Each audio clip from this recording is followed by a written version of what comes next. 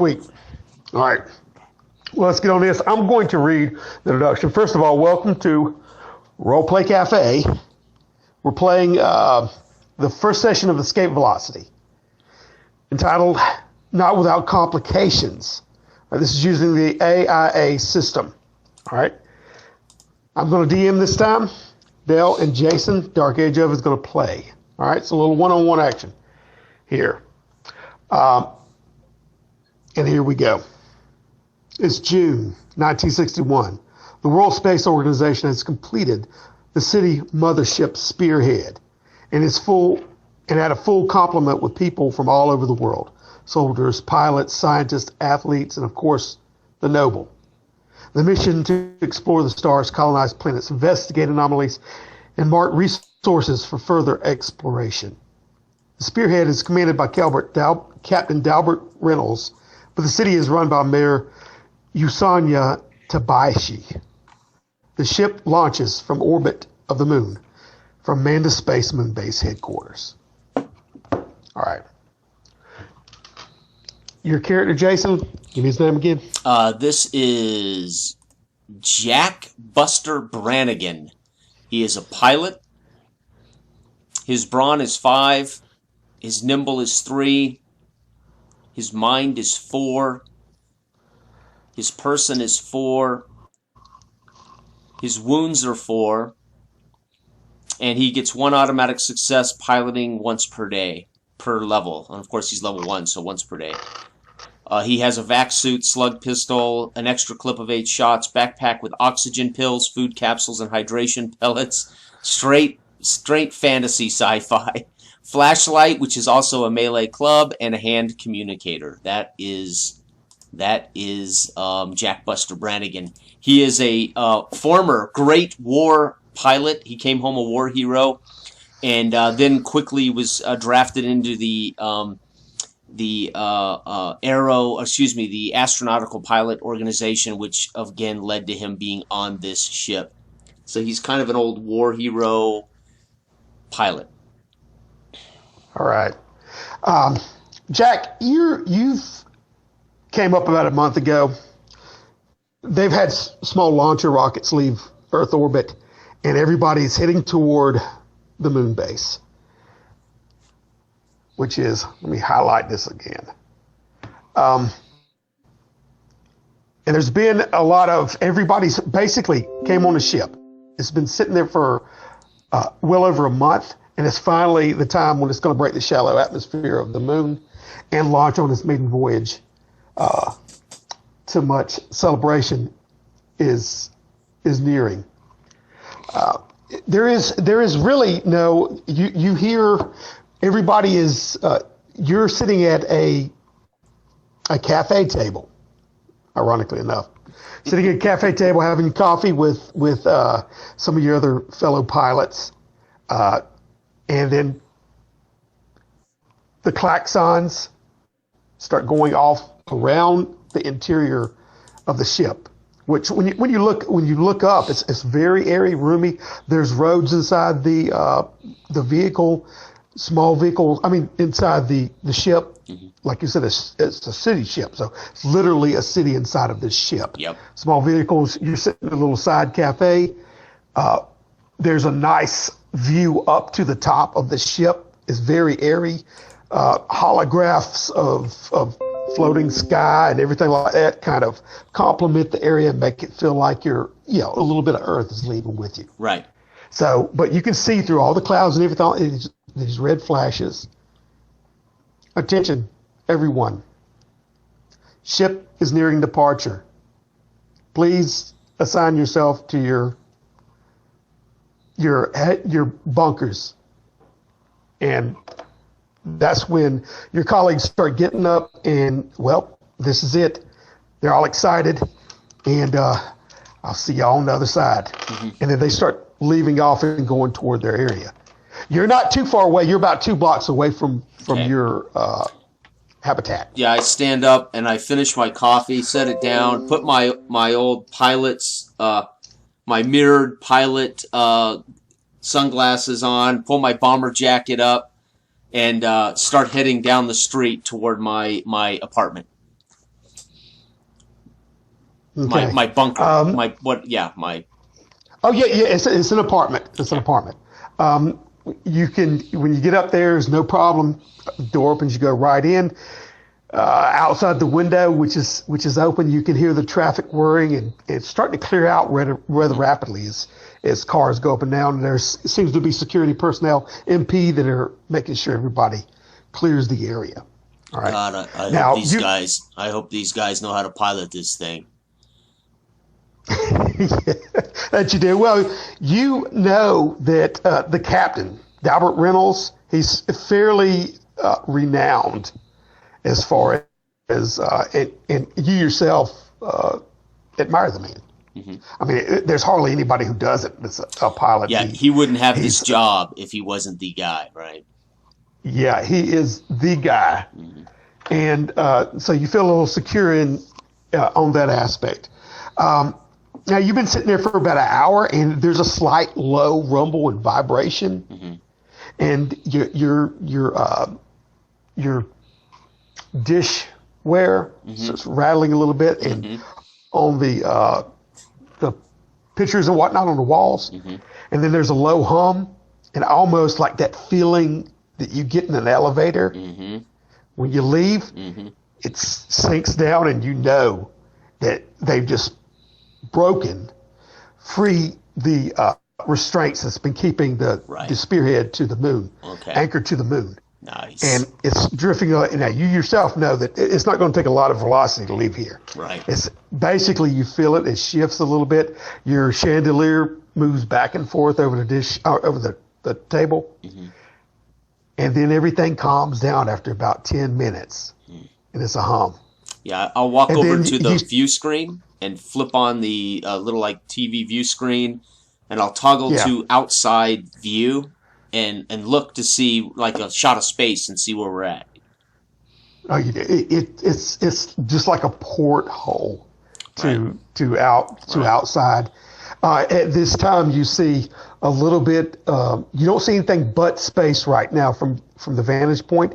But then you see coming into view as the ship turns around and the camera turns around and pans on it. Mm-hmm. You see the moon. It's really close, and the little dome-like moon habitats that surrounded the area where Spearhead had been anchored, all around there where everybody had to. And then you see it lift off and rotate, and the moon starts slowly descending. Right. Off it's into getting the horizon. Smaller in the porthole viewer, right? Yeah, nice. it does. And the outside the peripheral, you see a little green flash, and those reds that have been flashing through the holographic clouds go green. And then over the PA system, and even over your TV viewfinder, out of the thing, it says, "All inhabitants, we have launched. You may resume your regular activities." And then it clicks off. Yeah, so, and I'll shut the view screen off. I'll be damned. We're on our way. Unbelievable. Yeah. Slowly but surely, you hear the city, the sounds of the city come back to life. As you're in there, that's all there is right now outside. You know from being in here for almost a month that it cycles through the interior area of this city. It's almost like a what do you say, a biodome. Right. Even though it's not dome safe, but the lights will go down. Right. It simulates a 24-hour clock, basically. Yeah, there's a holograph of the moon going across the top of the interior of the ship. So something to keep us humanoids sane. Oh yeah, exactly. Because there's space madness out there. They've already researched that. And they want to. This much of a dense population. This is the first time it's ever happened. Right. To where this many go into that. And we're not coming home. The mission was we're going. We may not ever come back. Right. No, this is indeed a generational ship. This is a colonization ship sent out to discover and find. Now, am I military or am I a civilian?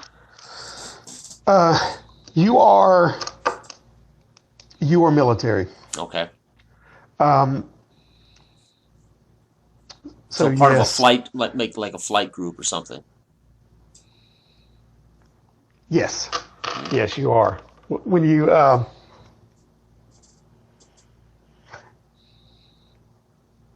are part of, right now,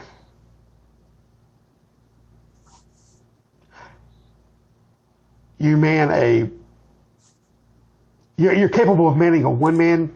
It's a BUT. Is what is it called now? It's a multi-craft suit. It's actually a suit that lets me a fly, multi-craft shoot, suit. etc. Then there's the two-man fighter, and then there's a four-man shuttle. Yeah, you can. Yeah. You're well, equipped with running any of those. Okay.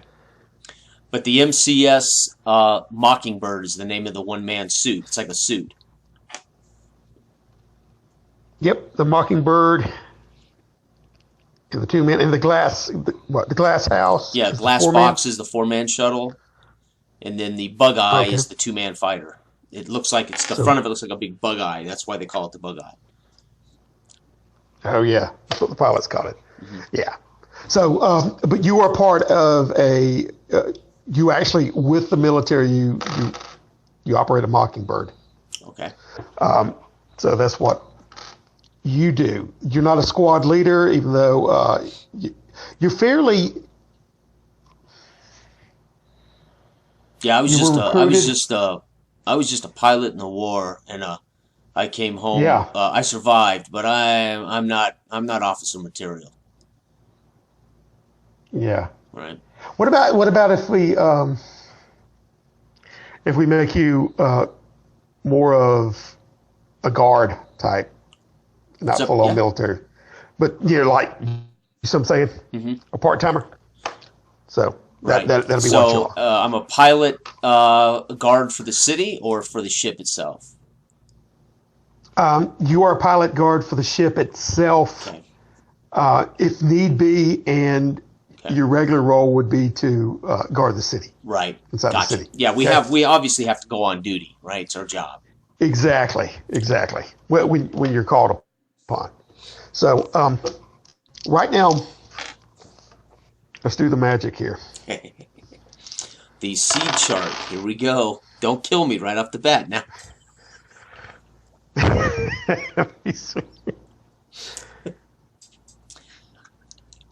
All right. Dell and I are doing naive narrator in the GM seat. We have to roll a random seed. So it's been incredibly fun. Yeah, okay. Now it's been about, I'd say about 12 hours after your departure from the moon.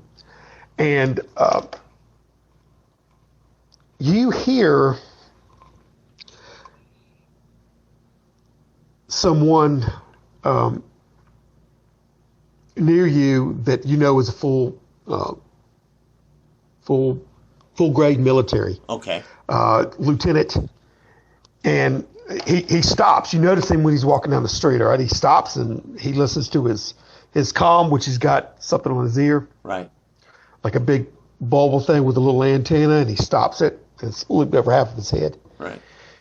He said, "What's that again?" Okay.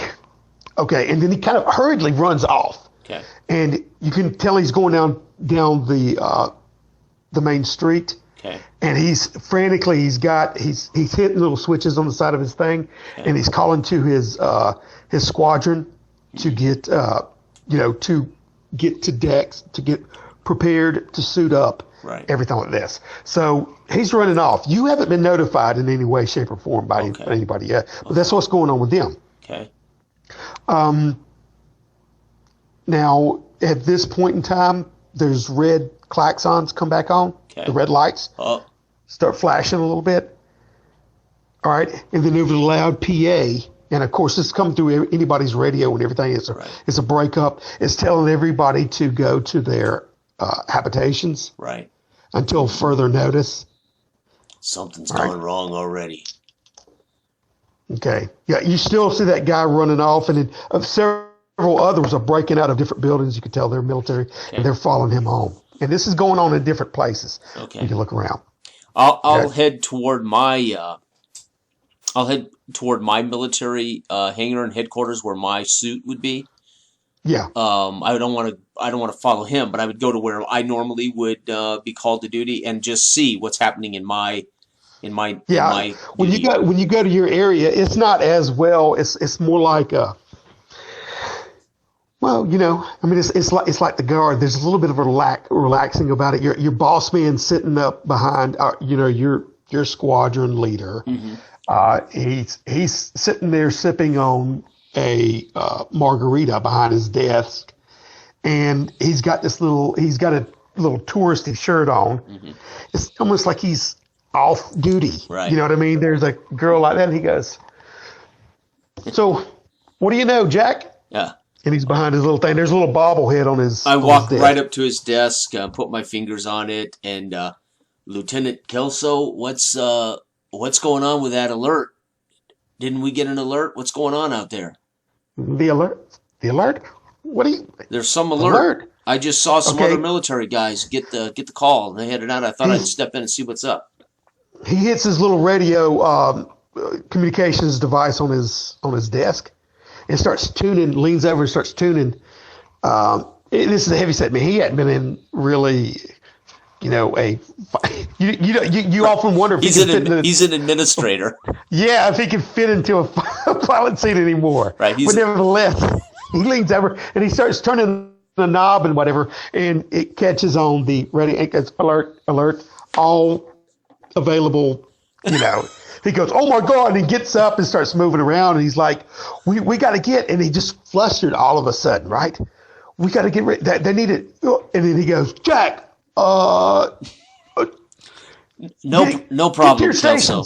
No problem. Get in your stations," and he starts fumbling around on the thing like that, trying to call everybody in your, in your little thing, which is about 6 guys in our platoon, our squadron, right? Our squadron, yes, that's the word I was looking for. Okay, yeah, I'll go over and suit up, helmet on, pull the suit, step into the suit, and grab the handles that shut the suit around me, seal around me. Because it's a bipod arm-free suit with a laser weapon, but it can open up wings, etc., where you can fly through space, etc. So, but it's more like a suit that wraps around you, right? Okay. Now, when you're doing it, everybody's getting ready, and you're turning these things on, and when you turn it on, there's a little TV. Tube-like TV set to the side, and then it opens up and the lines go together, and then you could tell it's one of the girls from up at the in the command center of the ship, and she's saying, "Everyone alert! Everyone, attention! We have contact with unidentified flying objects, and suit up. Be prepared to get into your launch bays." Flight control. What's the coordinates and sector for that? Okay. Over. And I'll start punching in. I'll be prepared to punch in the coordinates. I pull up the sector on my view screen. She starts rattling off numbers and interspace with letters as you do this, and recopy. And then sending out to everybody. I'll step out into the hangar and take flight to one of these. Launch tubes that allow us to go through the vacuum of space and launch out, right? Yeah, and you can prepare yourself like that because it's going to open up, and then all of a sudden you'll see space, right? Right. So you step into this little stand-up cone, and it goes as you step in. It will shut behind you, right? And it shuts behind you and locks in. You feel the pressurized equalize, okay? And you're looking out, and you can see the porthole out of your suit and through the and you just see the space like that. Off in the distance, you see a couple of little glints, okay? And she's still chattering away on there. She goes, "No, everyone must know not to engage unless otherwise directed. Just stand your ground." Not to engage. And then, unless otherwise directed. All right, so she's, after about 10 minutes, and there's a lot of back and forth chatter, you see the red lights on the inside of the pod start going like that, and then I hate this part. Steam starts shooting in. steam starts shooting in, and then she says, and a voice come over it. This is your captain. We have contact with an alien race. Our first contact. They are bearing, and then, but we need you to align yourself in an array in front of the spearhead. You yourself shall be our spearhead. Okay. God bless and good luck. Mm-hmm. All right. So it goes, and all this steam starts shooting out, was quickly evaporated as the space opens up. Right. And then all of a sudden, you just float out into it. Okay. All right. And I immediately pilot my suit along the ship. I don't know if we're in the middle of the ship, the back of the ship, the front of the ship, but I'm piloting along with my weapon, flying for the spearhead, for the front of the ship, as ordered. Yeah, you were at the right side, the starboard side on the right when it ever opened up, and it's in the middle of the ship, right? So your little pod, and you could see too when you pull out, there's a line of you that is right there, and you can see they're starting to change into various things, and then all around you they're starting to pull out. Okay, it'll fly past. So if you follow their lead, everyone soon is in a formation. A triangular formation going forward in front of the spearhead. Okay. You hear open channels, all right, and it opens up, and then you hear the captain trying to hail them, the alien race. We are from Earth. We mean you no harm. Please state who you are.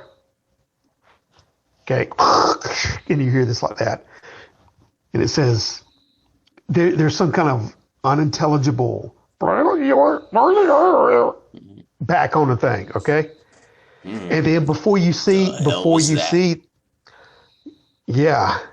says, before you can finish, when you're trying to understand this, there's a flash of lights and several flashes. And then all of a sudden you see from that distance projectiles coming. Yeah, I open up a wide open, take evasive action, and I start to loop as an evasive Exactly. move. Exactly. Right. So, they're coming in hot and heavy. And the spearhead itself, which is a partly it's outrigged with cannons and weaponry. Sure. All right.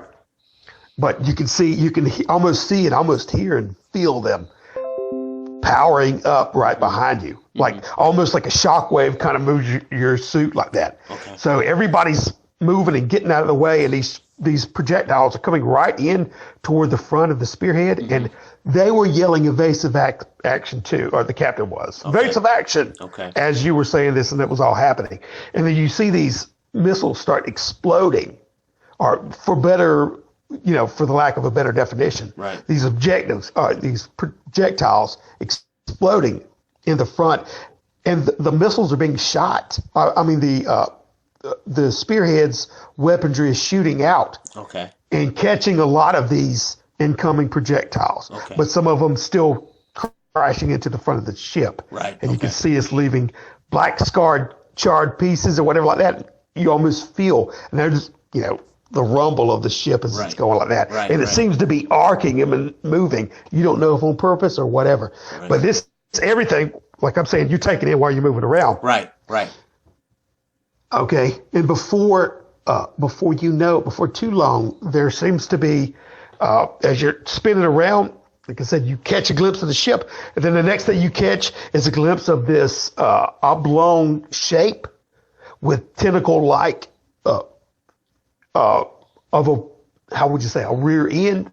The aft of the ship has almost like 8 tentacles coming out, and then there's this oblong spearhead of a ship, several of them, and it's almost like, in a weird way, the rear ends of the ship are all moving in a way, like they're undulating through space. Right, like a squid in an ocean. Exactly. Okay. Exactly. Are they large? Are they?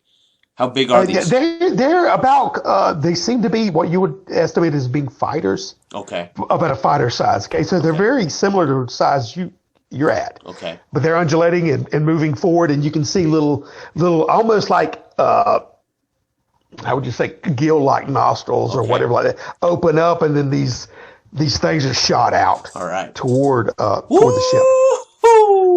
Okay. First day on the job. The first thing I want to do is I'm going to fly in front of them. I want to tease them, and I want to try to get one to pursue. I want to learn how fast these things move. Right, so that's my first goal. I want to get one chasing me so I can gauge how fast these ships are.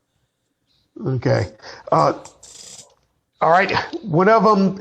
Are you going to fire at them? Or, nope. Right now, I just want to get. Well, I just want to get in one's way, get their attention, and right now, I'm wanting to collect. I'm wanting to collect. I want to collect data on this alien ship by testing it.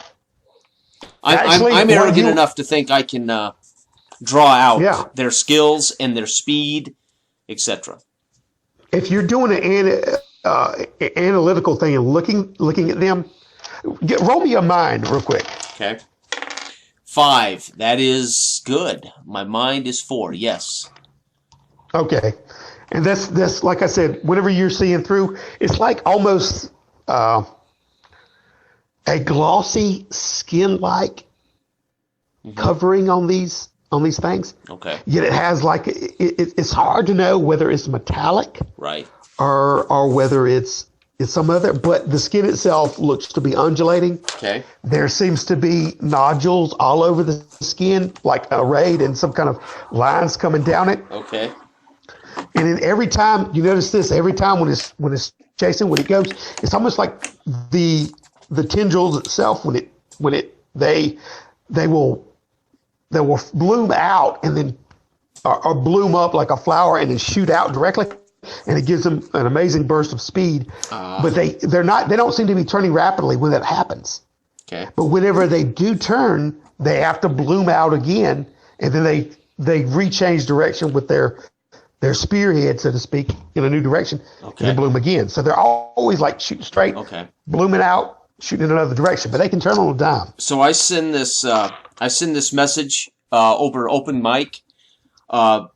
We can outmaneuver them when they are in their pre-bloom. We can actually outmaneuver them, right? Because they ultimately that's about the only time they ultimately they telegraph their change of speed or their change of turn. Correct, when they do this undulation. Yeah, you'll see them tendrils are starting to bloom up, and this is one thing you notice when they are. Speaking of a bloom, because you'll see the little center point of the interior of the tendrils. So I send out this message that we can they telegraph when they're making a change. So time your moves to their changes. And you can see the portal or exhaust port whenever these tendrils are all flayed up and ready to go again. But you only got a little bit of time there. Sure. You do recognize that is where a engine might be? That's Achilles. Okay, go ahead. Right. Okay. Yeah.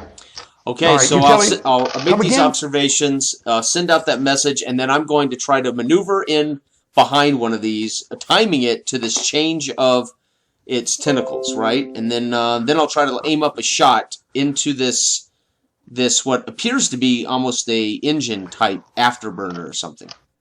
That's what my character's thinking this is, right? Okay, and while you're relaying this information and while you're jockeying in, there was some breakup on it. Okay. And come again, VC3642. What was that? And it'll be a little bit like. This is Jack Bannister. Call me Buster, and you'll find out why soon. And I explain to them, when these things change their tentacles, that's when we have an opportunity to gain advantage. So telegraph it. And on the hind quarters of these are some apparent engine or afterburner. Target it. And then I will line it up. I got my nickname is Buster because I blow it up. Copy that. Noted VC3642. And then the comms are shut off. At this time, though, you've managed to jockey for an adequate position to almost get there. I want you to roll, unless you want to use your pilot, I want you to roll nimble for piloting and see how well you do this. For this, I won't use it for this move. 4, but I do position myself. 4. Okay. Now, when you do position yourself at this time, this thing is turning around to try to readdress itself, and it's just right there, and you can see the bloom. It's open to you, almost like. Then I'm gonna take a shot. Shoot away, Buster. Too busy taking in the sight, deciding, and I shoot a little late. Okay. Now, what are you shooting? Just for? Well, this would be whatever comes with the flight suit. Because the flight suit gives me a +2 to my armor wounds. Yeah. Right, +2 wounds to me, and it gives me a +1 piloting nimble check as well. So I'm really a +2 when piloting this thing. Well, I'd say you could probably have laser blasters and some. Now, I personally carry a pistol, a slug pistol, personally. Yeah, but I mean, it can be decked out with laser blasters and neutron missiles. Okay, let me. So, I mean, as a matter of fact, let me pull up. Where is what I wrote? I'm just curious what I wrote because I think I gave everything statistics. Let me double check. So the flight suit is +2 wounds, +1 nimble test, which is flight and shooting. So it just gives me a bonus to flight and shooting. And a +2 to my wounds. Okay, there we go. And you're saying it's a particular kind of. Well, I'm saying we can say you're housed with 2 different weapons, which is basically a laser, which does 1 wound, and a missile which does 2. Oh, okay. Gotcha. 1 wound. So a laser rifle, and a missile which does 2. Yeah, okay. Yeah, and you can have a complement of 10 missiles on there. Okay. All right. Wow. That you can take off. 10 missiles. Beautiful. Okay. Okay, so that was a rifle shot, a laser rifle shot, and I, unfortunately, even with my +1 targeting, I missed. Well, the tendrils are all flaying around, and they refract this laser, and it's crazy because when it hits the tendril, it's almost like a mirror. It just boom, boom, and does no damage whatsoever on the tendrils. Okay, nice. All right. Ooh, right, so I'm making notes of all this, how they move, how they power, and I make a note that lasers may not work. I'll open up my mic. Okay. Defense Squadron, be prepared. The lasers may not work. May not work. Over. Come in VC3-4. Okay, you. Flight control. Note to all defensive fighters, the laser rifle may not work. Repeat, it may not hurt these fighters. Okay.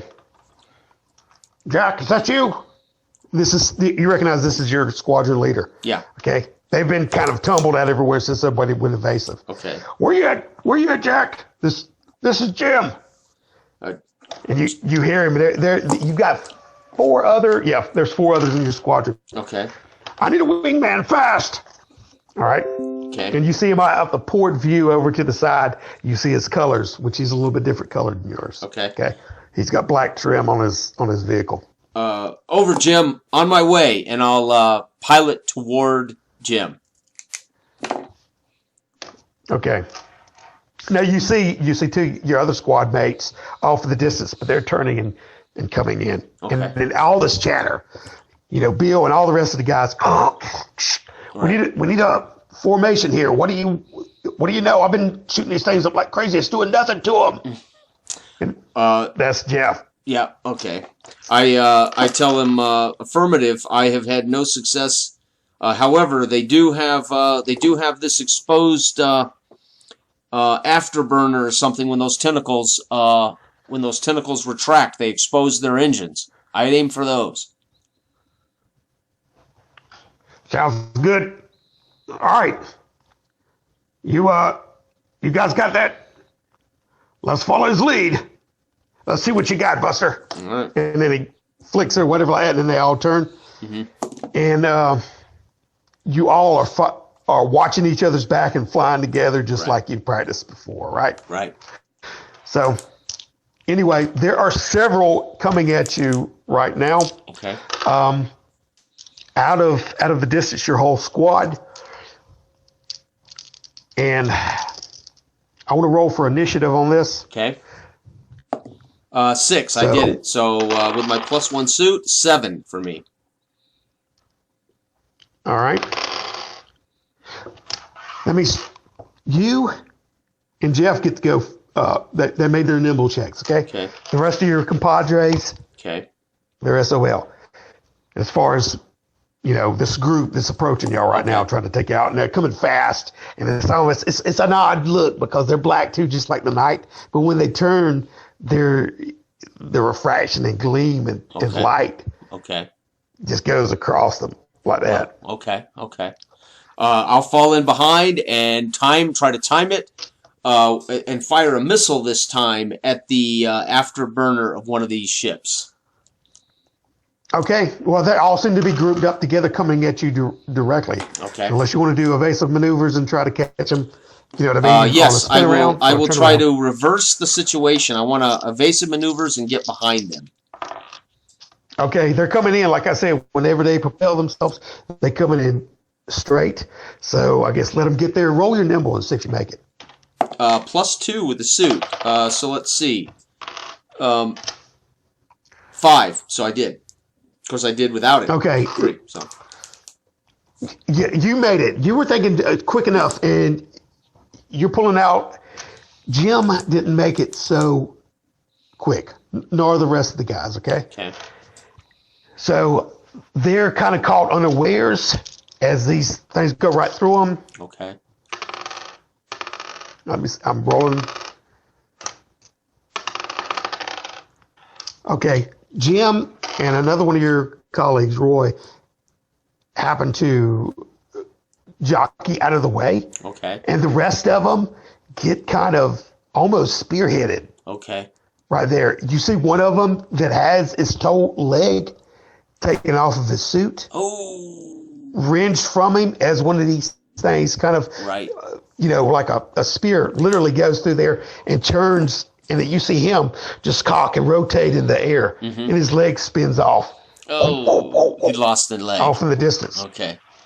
Yeah, the other two guys are buffeted somewhat and thrown in loops whereabout, but they look to be still in one piece. And you hear the whoa and chatter of open box. They're not. They are not firing any kind of ballistics or lasers at us. They're ramming us. Is that it? That's what that appears to be. Now you did move out the way, right? All right. And they shot past you. It was a group of 6 of them. Okay. And then when you're turning around, you see them. They're blooming up to be able to recock and move back around. And I'm going to put a missile right up one of them's butt. Okay. There you go. Roll it. I've got a +1 to hit. Okay, 6 with a +1. All right. Okay. 6 is +1. That's epic. The thing, your missile curls out, leaving a trail, and it's almost, it's like a bullseye. Right. Explain to me how this thing... I have a rifle that I carry, like any kind of rifle, but it's a big rifle. The suit helps me live control streaming has stopped. Our live stream stopped, but I'm still recording. So, did you hear that? Our live stream got lost. Perfect. But I'm still recording, so we're okay. Anyway, I've got my weapon, and the missile is attached, I think, to the wing portion that opens and lets us maneuver. So I would have to lean in and just let a missile go, right? Launch it, and then it spirals up, tracks, finds it, and then whips through space, whatever it targets, which would be programmed to target either metal or rock or heat, and it comes right between those tentacles, right into that what looks like an engine, right? Oh yeah, it disappears very quickly, right up its bump, basically. Yeah, you see it disappear almost, right. And for a split second, you think it didn't work. Right. And then all of a sudden you see this thing kind of explode and implode all at once. It kind of vibrates and wobbles, and then it just like explodes. Its tentacles fly off and slap a couple of its comrades that are near it, because they were all in a group like that, and kind of like lash and whip out, and then it knocks 2 of his comrades off out of that little grouping that they had going up. Okay. So that's 1 down. Now they all made their attack. The guy with the leg taken off, which that was Buddy. He's flying off, and he looks to be shooting wildly. Live streaming is on. Uh-oh. Did I lose you? Sorry. Doesn't seem he can regain his control. Okay. Oh, no. Yeah, I heard it say that. Okay. That's good. But anyway, he's pirouetting off into space a little bit, and you can see his rifle just shooting off like that. Okay. Now, the rest of the guys, I said 2 of them got buffeted. It's going to take them a turn to get right of themselves and gather themselves. Okay. You made it now. That was Jim. Okay. You see Jim pulling up right beside you. Okay. And and he's fired. All right. Okay. So what he does. Okay. He's firing, and it's like he paid no heed to what you said. And all these things are just pew. It looks like he's making contact. It's just ricocheting off these things. Right. Jim, you've got to use your missiles. Jim, over. Do you read me, Jim? You've got to use your missiles. Okay. He looks like, that's all you're hearing from him right now. He's losing it, buddy. All right. Now he's the panicking. Other 2 guys. Oh, no. Okay, one of them is doing the same thing. You see him, okay, and the other guy sees a pull up right beside you. All right, he's this little guy with you know him. He's Sam. He's got glasses on like that. Okay, he's kind of a little bookish, but he pulls in right beside you and he launches a missile. He follows suit just like what you're saying. Okay, and you see it doing exactly what it did. One of them's trying to arc, and it's like he's spinning around, and this thing goes just like a little suppository. And then you see from the side view, as it's moving around, it starts to shimmer and shake, and then it starts boom, and then it goes everywhere. Okay, let's see. Oh, good shot, Sammy. Yeah, he rolled a 6 + 1 too, but nice. Oh, rest of them suckers. All right, now. Those little armlets go off in every direction, but it doesn't harm anything. But you see 2 of them explode. Okay. It's kind of crazy looking, because it's almost like, honestly, when it go off, you got to worry about where these arms are flying. Right. All right. It seems to be pretty dangerous from your view of it hitting their comrades. Right. And buffeting their comrades even. Okay. All right. Okay. So, nevertheless, 2 of these suckers are down, and 4 of them have regained. Well, 2 of them are taking the time because they got buffeted by the explosions, but 2 of them are already turned around. All right. And facing you. Okay. Okay, but by this time, roll your nimble again, all right? All right, here we go. Oh, 7, 8 with my +2 suit. 8. Okay. Dang, that's good. That is good. That means 3 of y'all get to go. By the time these things turn around, and you can almost you listen to this. You can hear through your ear chatter, interrupting all of this stuff, the talk between all of y'all. Okay. All right. So it's like almost they're interfering in your radio waves. Okay. For some reason. Okay. But nevertheless, I switch. I send an open mic to the captain of the ship. We need to change bands. And I give him a band change, 742, and I flip bands on the radio to 742. Hopefully they get it, and see if I hear any other chatter come through 742. Copy that.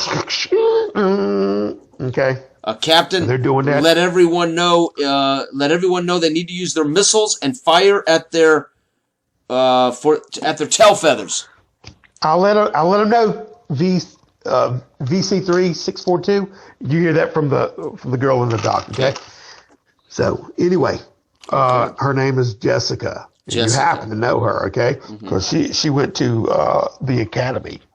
All right. But nevertheless, that you were stationed at and did some training at. All right. Okay. So nevertheless, these things are moving around, and you still get to fire while you're telling them this. Okay, here goes. Missiles are +1 to shoot with my suit.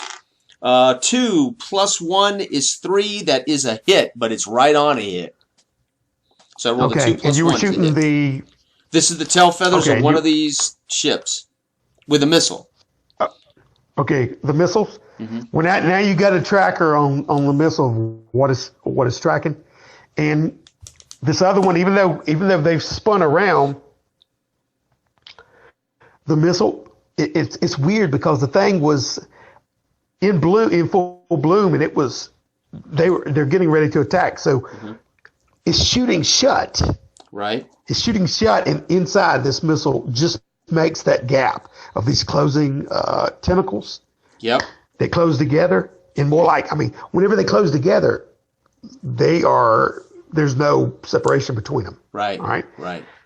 So this doesn't even take much time at all, and kaboom! This thing explodes.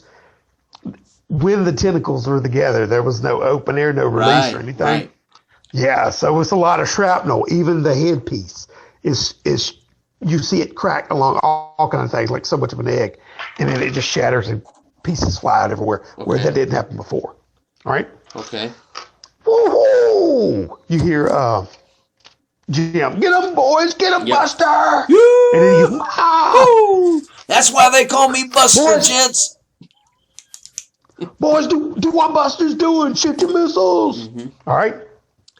So the next one, Max over there, is doing the same thing. But his hits and bounce off because the thing that he left the missile hits, it's already closed up. Right. It didn't and it's get going in there. out. And it just pings off and kind of rolls out. All right? So them things are darting right back at you now. Okay. The other two... Okay, now the other guy, one of the guys that got spun out of the way, he rightened himself a little bit, and he hears the word, do what Buster's doing, and you see on his shoulders, front chest plate, the missiles pop out. Okay. Poosh, poosh. He sends two of them things out there. Okay. And then one of them hits in and goes in inside, and the other one hits the top of the shell, but it explodes and blows off 3 tentacles in the back. Okay. And that thing just careens out. All right. Okay. It was halfway stuck in between the tentacles when it blew up. Ugh. So it careens out of the way, spirals. Right. That's 3 down. There's 3 that are shooting toward y'all. And when it spun out of the way, it was already in high velocity right toward y'all. Right. Like halfway. And it gets good shot. spirals Jeff, was that off Jeff? like that. Yeah, no, well, yeah, that was Jeff. That was Jeff, the one that was buffeted. And he gets scared, too, because it comes flying right by him, right? And he's going, whoa, whoa, whoa, whoa. You know what I mean? You can tell he's freaking out a little bit, like he just made a kill of his lifetime, and he can't believe the situation he's in, all right? Yep. And Jim, now I want y'all to roll. You see him coming.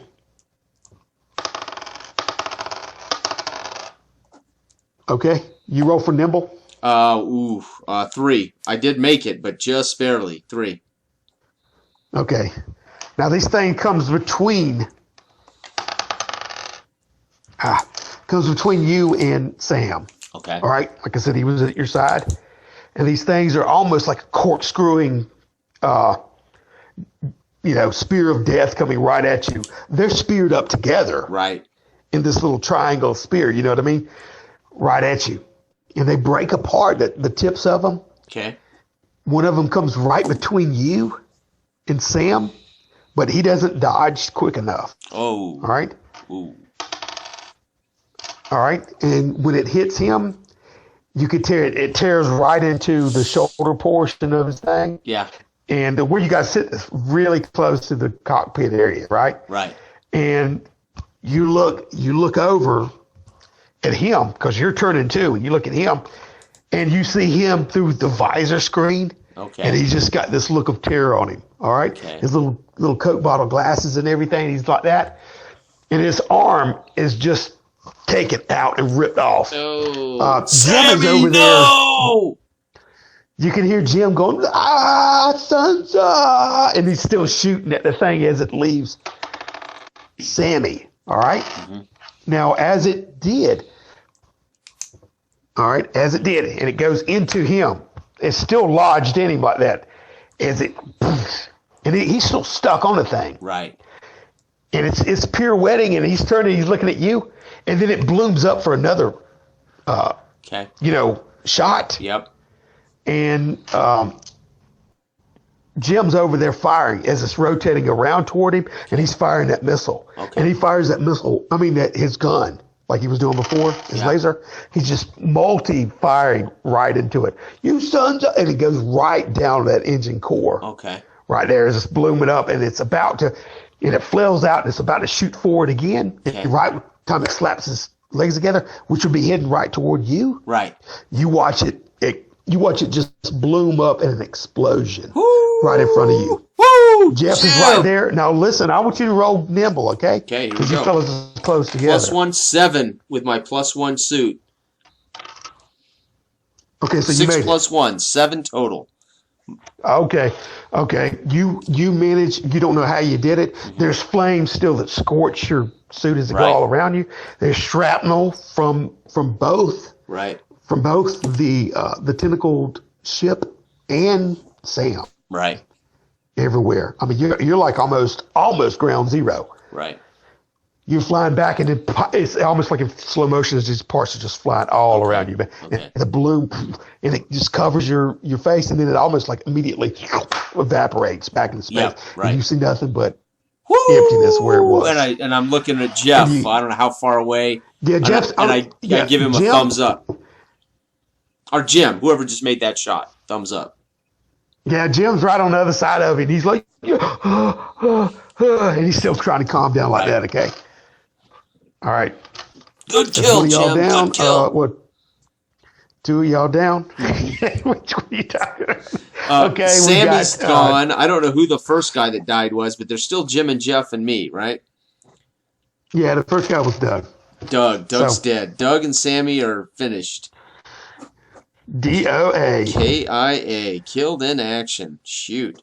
I liked Sammy. Well, Jim, you're gonna have to calm down, buddy. You're a veteran now. Welcome to space.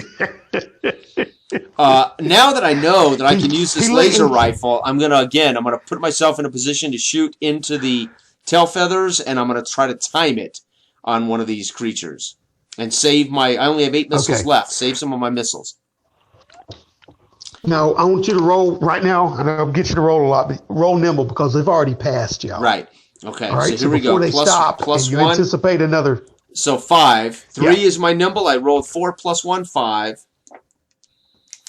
Okay. Gotcha. All right. You were able to, at this point in time, they've already shot past you. That's happened.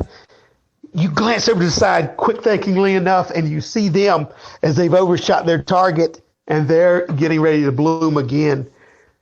It looks like to make another third pass. Okay. Wow. All right. But okay. Yeah. All right. Now, so my goal is to get in position to shoot. Yeah. Okay. So you want me to shoot? Yeah. Go ahead and roll another nimble. Well, look. 6 plus 1, Good. 7. Good. I'm taking that for a shoot. Okay. Yeah. Right there. You got the number, man. Yeah. And it just I'm killing it. The same way with another missile, right? No, this was a laser rifle. Okay, laser gun. All right. Well, you're shooting in there, and you get in there enough. All right, enough, and then it starts to close. You can tell, the folds on the back are starting to close up. Right. And you know that as far as the number of lasers, you've shot multiple times in there. Okay. All right.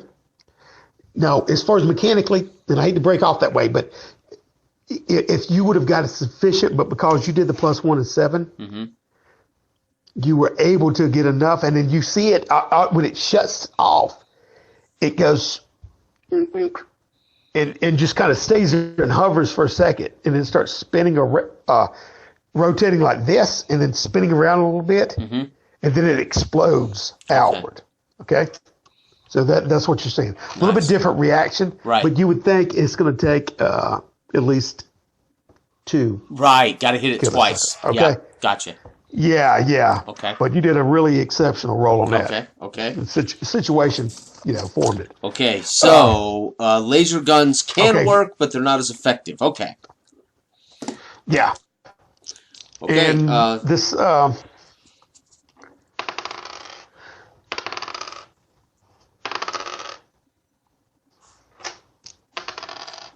Okay. Now, the other guy that was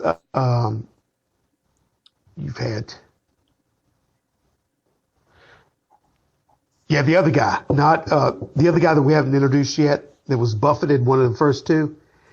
He's now swinging up. He was buffeted down. He moves right up into y'all's position as you're firing on this thing, and you blow up, and he's shooting at the one beside you, the other 2. Okay, the second one, in the same way. He hits it, and it goes inside a little bit. Okay, and it folds up a little bit, and it almost like it powers down for a second. Okay. And then it lights back up. And in fact, at this time, you can see 2 little gleaming, almost eye-like sockets. You know what I mean? When they shut, and then they open back up. Okay. And they gleam a little bit, and then they shoot right at you. Okay. You can tell that it kind of did a little bit of damage. Okay. So, all right. Okay. So, but anyway, it's coming right back at you. I want you to roll nimble. Okay, here we go. 3 + 1, 4. Yes.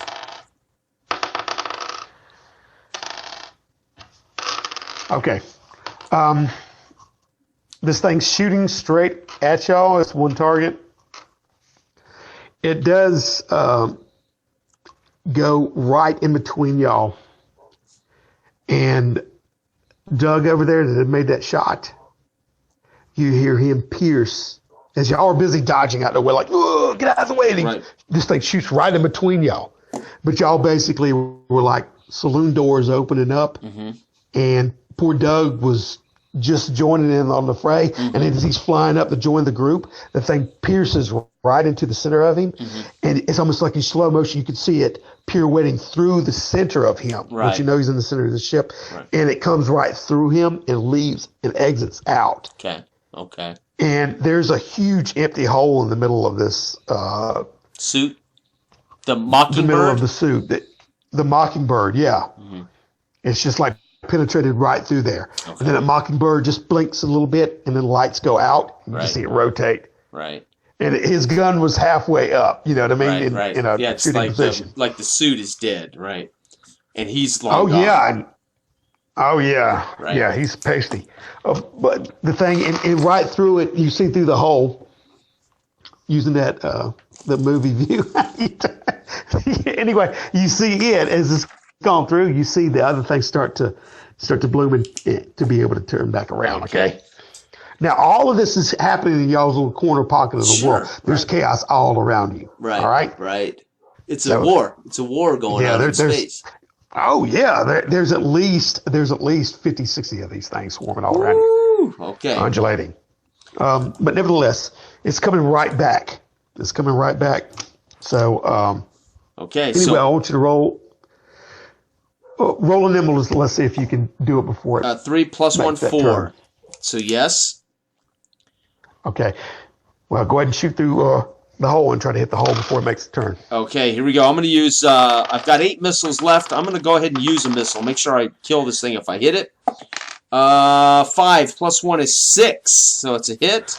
And I'm down to 7 missiles. All right, when you shoot this missile, it goes right through the hole of the Mockingbird.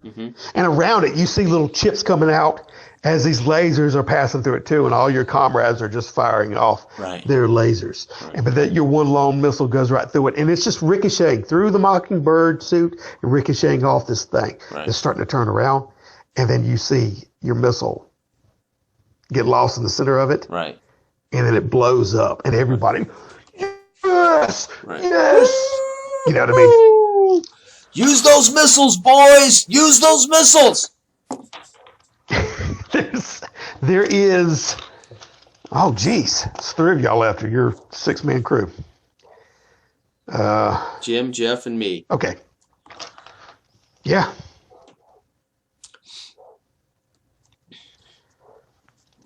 All right. Those 2 guys are freaking out and panting right now.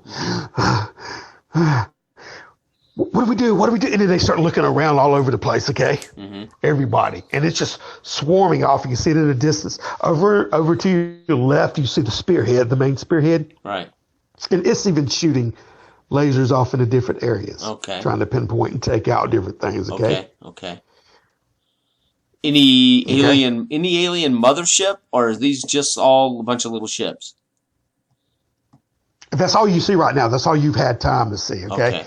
And from all the chatter, you can speculate all you like, but that's all you know. Okay. All right. It seems to be chaotic too whenever you're trying to hail the main command center of the death. They obviously got a lot of fish to fry. So Jim's like, oh, all right, boys. We've lost. Give me a head count here. How many have we lost? Doug, are you there? And he pulls up silence.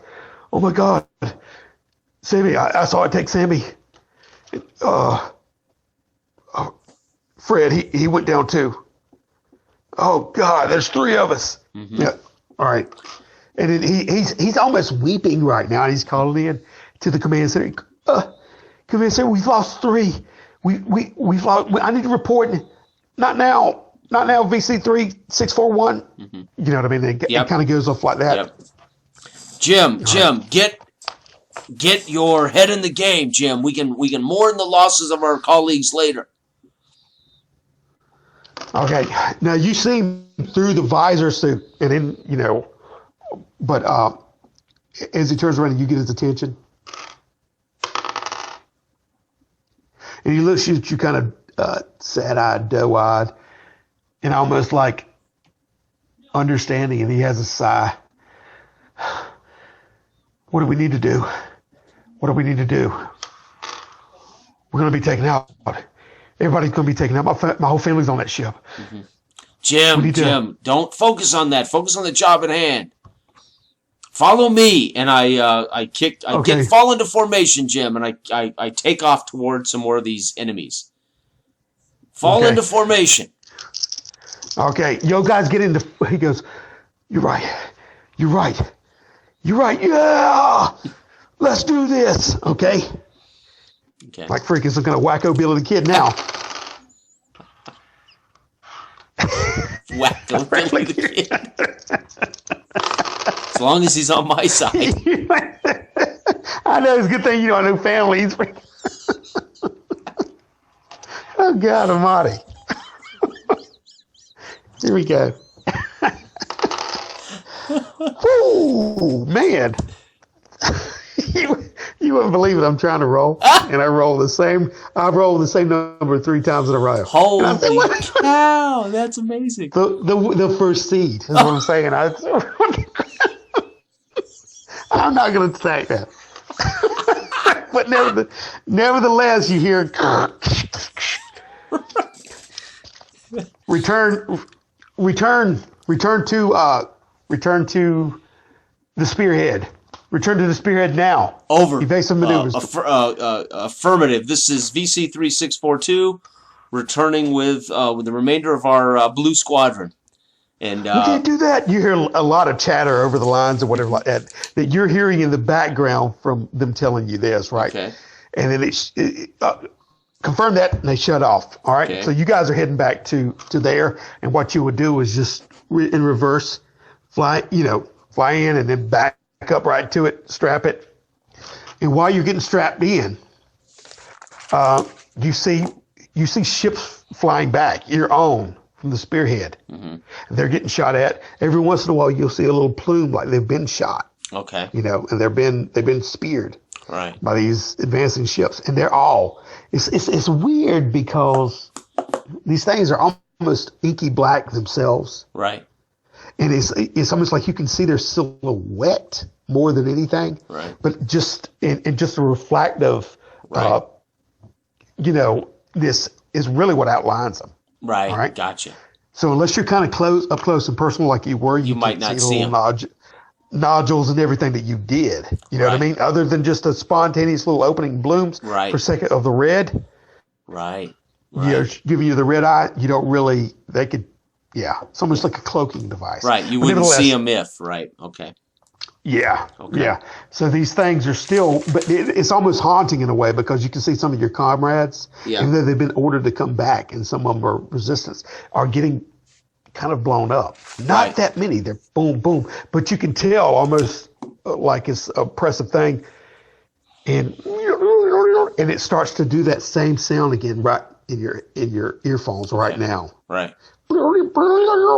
Right now as you're closing off. Okay. So Okay. that channel switch Okay. lasted for a little while, but it's like as you see this, that thing shuts in front of you, and you still see through the portholes. Okay. They're looking out into space as the little blooms are coming out, but it's almost like a black tangled web that is going to be laid across and coming in on the ship really close. Okay. Gotcha. Yeah. So,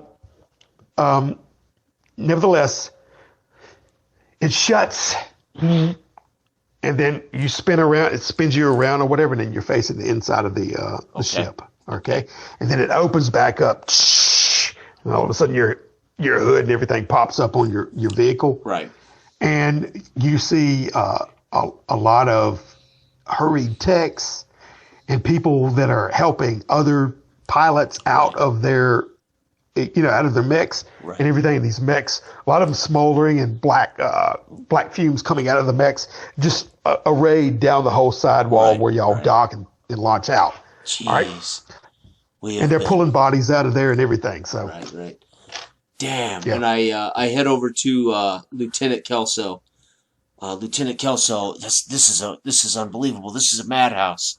We need to do a debriefing as soon as possible for all our pilots to understand these creatures. okay, you hear at this time you're saying this, and you hear a powering up, and then the lights get really dim, and the ship starts to hum really loudly. First, you think it's in the background, and all of a sudden, it's humming, and everybody's kind of holding their ears, and then the whole ship blacks out for a second, and then you hear it's like a big rush and vibration, Okay. and then slowly but surely, lights start coming back on. Okay. All right. And then you start, it's weird because you can hear from the inside of the ship, kind of like, it sounds like hell a little bit. Ping, Okay. ping, ping, ping, ping, ping, ping, Okay. ping. Okay. And at this point, you'll see through the porthole, one of these things slide across it Okay. and flip Right. and go on. Right. But it looks inactive. Okay. Okay. So that's what's going on right now. So Kelso's out. He's meeting y'all there, and he looks. You can see the sweat below his armpits and his little touristy shirt and whatever like that. And he's sitting there and he's got his cigar in his mouth and he's smoking it. And it's already halfway down. It's almost in the stub. He's, Right. "You boys all right? You boys all right? I was monitoring you on the radio. I heard you lost Sammy. I gotta tell his mama. Yeah. Freddie. He's gone now. Freddie, Doug, and Sammy are KIA. This is awful. Yes, this it is is. awful. What? You thought this mission was going to be a walk through space, did you, Kelso? You never underestimate the universe. Did you wish it was any different? It's like you're enjoying it. No, but I'm Sick. prepared. I am a man of war. I am prepared. You. Oh, I don't know what. In a we've way, got this was the ourselves best into. thing to happen to us because everybody on this ship now knows that this ain't no cakewalk. This is supposed to be a colonial mission. This is supposed to be, and he's the last little remnants of hair he has, that he hadn't pulled out over the years or whatever. Right. He's pulling them out now in kind of anguish. He turns around flustered. He's already red-faced, you know what I mean? Right. Aside from the gin blossoms he's had on his nose from that bottle of gin that's been stuck in his... It's matching the rest of that. He walks off, okay? He jumps back in his little go-kart-esque vehicle and and you see the ambulances and stuff pulling up. And Right. they can take bodies out. Okay. All right. So then now over the intercom, you hear, attention, this is your captain. We have been attacked by a foreign alien race. They have been, for the most part, repelled. They seem to have broken chase. Now, I would like to pass this over to your. Oh, you got to. Now, what is the mayor's name? Unsona Tabashi, I think. Unsona. Yeah, to Mr. Tabashi. In here. Everyone, we thank you for your rapid response to the situation. There's been minimal casualties as far as our civilization population. And as soon as I let you know, we will go back to, and we expect to resume normal activities within the cities. But please, right now, stay inside of your habitats until further notice. I look at Jim and Jeff, who are, we're all sweaty, and we're all coming down off this adrenaline high. I look at Jim and Jeff and say, typical politicians. And Jim looks at you, and he's kind of still like, and you see his mustache is all beaten up with sweat and everything. He looks like a bit like a fat Magnum, you know. And he's his jowl shake a little bit. And he goes, I don't know, boys. I need a bath. I need to calm down. Maybe a drink of something. I'll see you all at the cafe later. And he wobbles off a little bit. Make sure to put something in my coffee. Right. And he walks off. All right. Yep. And Jeff's sitting there looking at you, going, "Boy, I didn't think we was going to make it out of there alive. That was too close for a lot of fellas. Didn't. No. Our own boys didn't." All right. No, we can expect. I don't think that's the last we're going to see of those particular aliens. And to be honest with you, this may be the least dangerous thing we face in this long journey. Okay. They and I would go over to a console, a computer console, and I would begin to write up a report, a debriefing report of my experience and of what I witnessed in these creatures, as a tool for future training for the pilots. So I sit down and I type up the date, June 1961, first encounter, alien creatures. They have tentacles. They appear to be almost invisible. They seem vulnerable in their when their tentacles retract to turn or to launch. They have what appear to be afterburners that are susceptible to laser fire. However, missile fire is the most effective tool. I recommend that every 5 minutes we have a frequency radio change. I do believe they can tap our radios. Let's see here. It can shoot some weapons, but they do ram. They are nearly invisible until they are moving or firing. And so I'll write that and then save it, and I'll make sure that is sent to Jessica, our flight command. Okay. Right. And you close the Visocom down. You shut it, and then all right. It's been a few days. It's been about 3 days. Whenever now this is my fault. Your commander. What's his name? The guy with the cigar. Kelso, Lieutenant Kelso. Kelso. Yeah, I need to write it down. My bad. Anyway. Kelso knocks on your door in your apartment, and you know it because the little screen pops up, by the door, and it says, "Lieutenant Kelso, Lieutenant Kelso."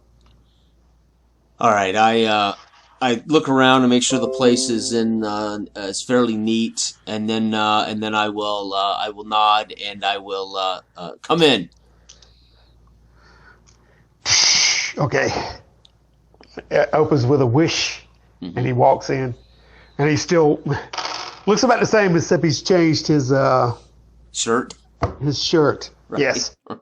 Now there's little pineapples on it. And he sits down, and it's halfway unbuttoned. You can look between the buttons like that, and he sits down and goes, whew, I'm telling you, Jimmy boy, that was some rough stuff. I ain't been able to get much sleep. And it's borne out in his eyes because he's got a couple of bags on. Sunken, dark eyes, yeah. Yeah, I meant to come by yesterday, but I was trying to do a lot of catch up. They've requisitioned us that we've got to. It seems there's been apparent damage on the spearhead. Imagine that, and we need from the alien attack. Is it damage from the alien attack? Well, yeah, it couldn't be from just regular wear and tear. We only just left. We're not a week out of moon base. Yeah, but they slapped this damn ship together toot sweet, so it could be poor workmanship. Yeah, it could. I flew some some ships during the Great War. Jim, you can take your conspiracy theories elsewhere. All I know is I'm supposed to get somebody to pilot a glass box. I've got it. And so we could dock it on the outside and make some repairs. All right. Take the techs out there, will you? I got it. Well, yes, sir. All right. They expect you to meet over at Hangar 15. Okay. All right. Be there in 30 minutes. So I grab all my gear. Don't look at me like that. Don't look at me like that because of the short head up. And then he turns around and he shakes his head and wipes off the beat it up sweat. Hey. And he wobbles out of your Kelso. place. Lieutenant Kelso. Why don't you try to get some sleep? Yeah. Funny, Jim. Real funny. And he walks out and it goes down the hall and you see him disappear. I grab my hydration pills, my food pellets, my oxygen pills, my gun. Yep. I grab my second clip, my flashlight, my hand communicator. I make sure I've got all of my gear. And then I pull up on the comm, familiarize myself with Hangar 50 just to make sure. And then I head down. May have to hail a cab or something. I don't know how close my quarters are to these hangars, but yeah, it's only going to take you. When he said 30 minutes, and don't look at me like that. That's about how long it's going to take you to get there if you rush. Right. So you're going to step on it, okay? Now you do make it there. Okay. Fashionably late. You can't go anywhere without a pilot. Calm down. You men can't leave without a pilot. They're standing around in their little utility gear and with their boxes, their little tall boxes there, lunch bells, and they're waiting, and they come up, but they're all ready to go. You can tell that, and standing there at the entrance. Yeah. Right. I hit the button on the glass box as those doors fold open, and they call it the glass box because it's basically looks like a glass box, right? Everything is. You can see through the whole shuttle. You can see everything in it. They pop open. Yeah. It's not glass. It's some kind of new age thing. But, I mean, you can see through this thing. So I climb in, pop down. I buckle up, and I start to power up the engines. Everybody get in, buckle up, stow your gear, sit down, shut up. This is my machine. Okay, we got a wise guy here. You can hear him talking like that, so he's still got bad head. All this stuff. I remember. They're kind of grumpy. Once take us out of. Once they're all settled down, I shut the doors. I close the outside doors, seal up, and I contact the flight control. Flight control. This is Bannister. Flight control. This is Bannister. We're looking to get this GB off the deck. You can tell that this glass box has been outfitted with a special magnetic foot locks that they use whenever they're working from the the deck if they ever have to go out there. So that's what. Anyway, go ahead. Yeah. Come in, glass box. We want authorization to lift off. This is a glass box. We're going out to do some repair work on Spearhead. Over. Confirm that. Closing bay doors, and it starts to shut behind you. And then it air locks. You feel it depressurize, and then the front one in there. And there's this little rotating platform that you're on. Right. And it gets it in, and then it goes forward like that until you're at the edge. Right. And it goes out almost like a walking plank. Right. And then you're out there. I disengage the magnetic feet, and it kind of floats loose. And then Yeah, I hit and the then- jets, balls out, and do a couple of twirls to teach these guys a lesson for, they got to remember who Okay. the boss is. Let me roll their stamina, okay? Okay, listen, 2 of them made it, but one of them lost his lunch inside of his Right? helmet, okay? You just see like the fishbowl helmet? Yeah. And all of a sudden it's a splat of on the inside of it, okay? As it gets Yeah. so there's whoa! Next and they're all time- doing this in the background. All right, and that'll teach you all to keep it to yourself. And remember, you don't go anywhere without your pilot. And then I will pilot this sucker Oh my to the God, area of Jerry, the don't ship. swallow that stuff. So they're all doing it, and they're, oh my God, keep it away from me. Get away. Clean yourself out. All right. Anyway, and it's controlled on the inside, so you hear finally it releases it. Right. Damn you! And he's reaching in it with his little, black towel and wiping it out the inside of it, but it looks all smeared and Vaseline all up on the inside when he reattaches it. I can't see nothing now. Jackass. Anyway, Right. you shift yourself around, and they get a little targeting mechanism with the reticle on it or whatever. Yeah. And beep, beep, beep with a little thing that gets right there showing you where Right. exactly the damaged areas in the hull Right. when you pull out. So you see. So basically, okay? I follow the laser track to the area, right? Yeah, exactly. Okay. And so you land and attach yourself. It's pretty routine. Okay. Yeah. So Magnetic feet to it. Make sure is everybody vacked up, and before I flip the switches to open up the side door so they can climb out. Right. Okay. Yeah, we're backed out. Okay. And don't leave us out here. Don't leave us out there. I gotta be home from Mary. She's making me a good pasta stew this evening. Anyway. So I so- pop those doors open, and I all tell three of them, them get make out. it quick, guys. No fooling around out there. Get it done. I want to get back. That's what we said. That's what we said. We ain't here to jack around. And then you see him go out there, and you see one man working and 2 of them looking at him. Okay? But anyway, they're doing that. That's what you're doing where you're sitting. Okay? I want you to roll a mind. They must be union. No, I'm kidding. I know. It takes 2 supervisors and 1 guy. My mind is a 1, not good. Okay. You don't know nothing. You're blanked out, looking at the stars, humming the song, or whatever. You popped in your tape deck, and you're listening to, what I mean, some old tunes on the inside of the cab. Some Barry After a Manilow. while, Actually, Yeah. Barry Manilow hadn't come along yet. It's Barry 1961. Manilow, unless you want them. I'm listening to some in there. Elvis Presley. You do want them to climb back in there, don't you? Yeah. All right. All right. There are a couple of those Teamsters. Those guys listen to Barry Manilow. Don't Teamsters listen to Barry Manilow? God almighty. Oh, no, they listen to Frankie Sinatra, right? Oh, yeah. Now that's good, man. Yeah. Frank's is good. Heck yeah, I love Frank Sinatra. Oh, I thought you... No, I'm trying to think what do union Teamsters listen to. That's got to be pretty... It's either Mobster or it's got to be, Yeah.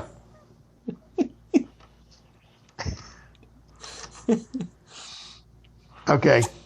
At this time, while you're out here, and you're listening to some tunes inside of your thing, right? Mm-hmm.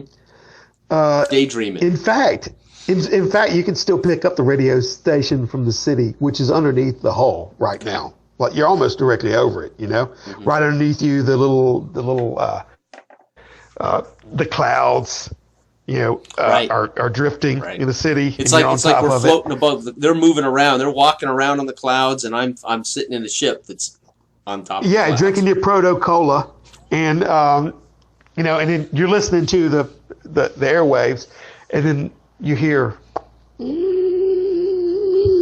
it just breaks into Barry Manilow. Interrupts him right when he's about to hit that sweet note. Mhm.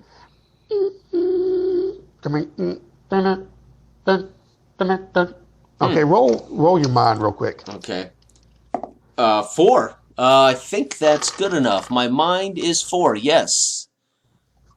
Okay, after a little bit, kind of like you're listening into it, it was almost like a song, but it switched from the song to this beeping. And after a little bit, with your military training, you start reckoning it to be something out of your memory, like Morse code type thing?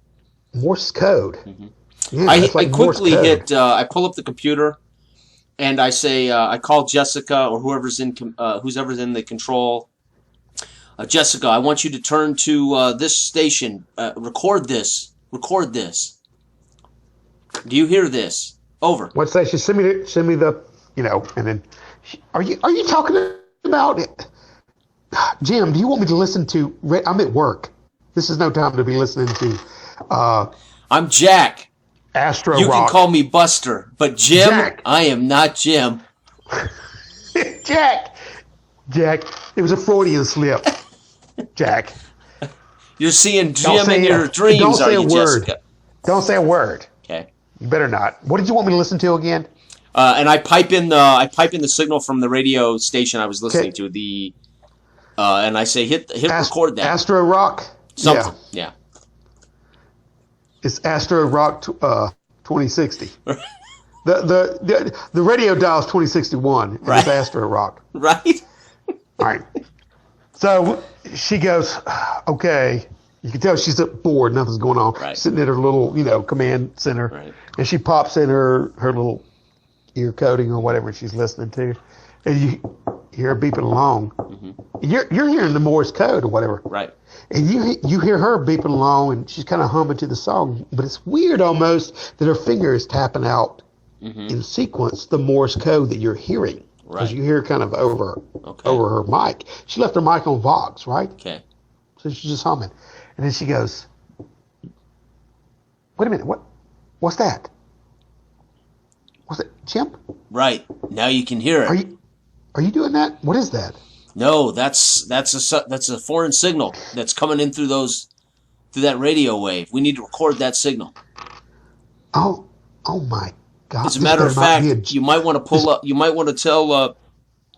You might want to tell the cryptographers and the captain. We need to get a track on this signal. Jack, you better not be screwing with me. This is my job here. No, Jessica, I wouldn't dare do that. And with a wavering voice, Captain, I think there might be something here that you need to listen to. All right, she's left Vox open for some reason. She hadn't really, and then you hear him, what is it, Jessica? And he walks over there. What? I don't have time to listen to Astro Rock. You could do that on your own free time. No, but Captain, take a listen. And he puts it up to his ear. This is old Earth Morse code. And he quickly, get the cryptographer. Mm-hmm. We need to decipher this now. Mm-hmm. Jessica? Good job, Jessica. And then he walks away. You hear his boots go away from her, and she goes, oh, I can't believe that. Thank you, Jack. Thank you. I got to go. Just make sure, Jessica, make sure they track that signal.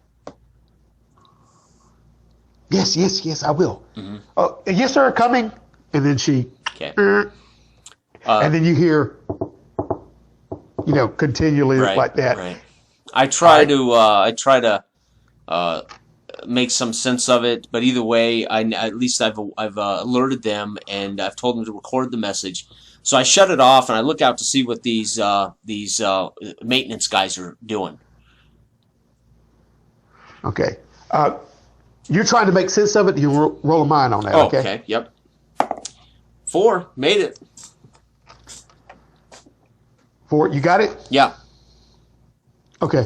Now it isn't really hard to decipher. Okay. What you're deciphering is the old SOS code with coordinates. It seems to be. Oh. The string of numbers. Yeah. So okay? I make note of that. I actually record it in my hand communicator as a text file. I'll record the coordinates and the SO that I believe is an SOS.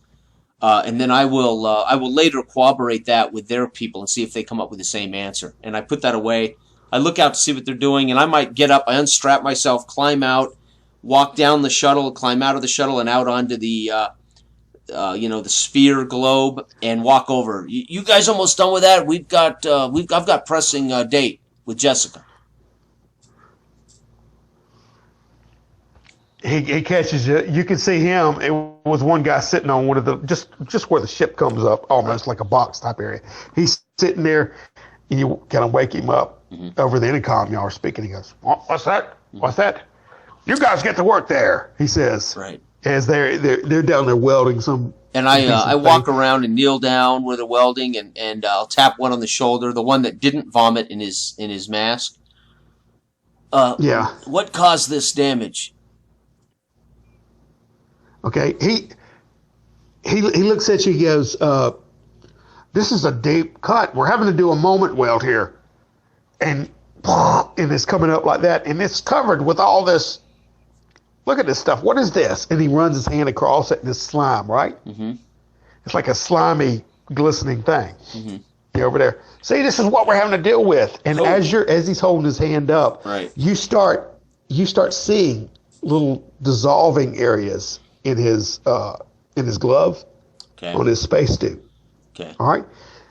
And they're starting to open up, and then we'll be right there. And then he gets back on the torch, right? And he's starting to go at it. I tap him on the shoulder. So you better get back in the glass box. Your suit is damaged. What's that? What's that? Don't touch anything, but you need to get back in the glass box. Your suit is damaged.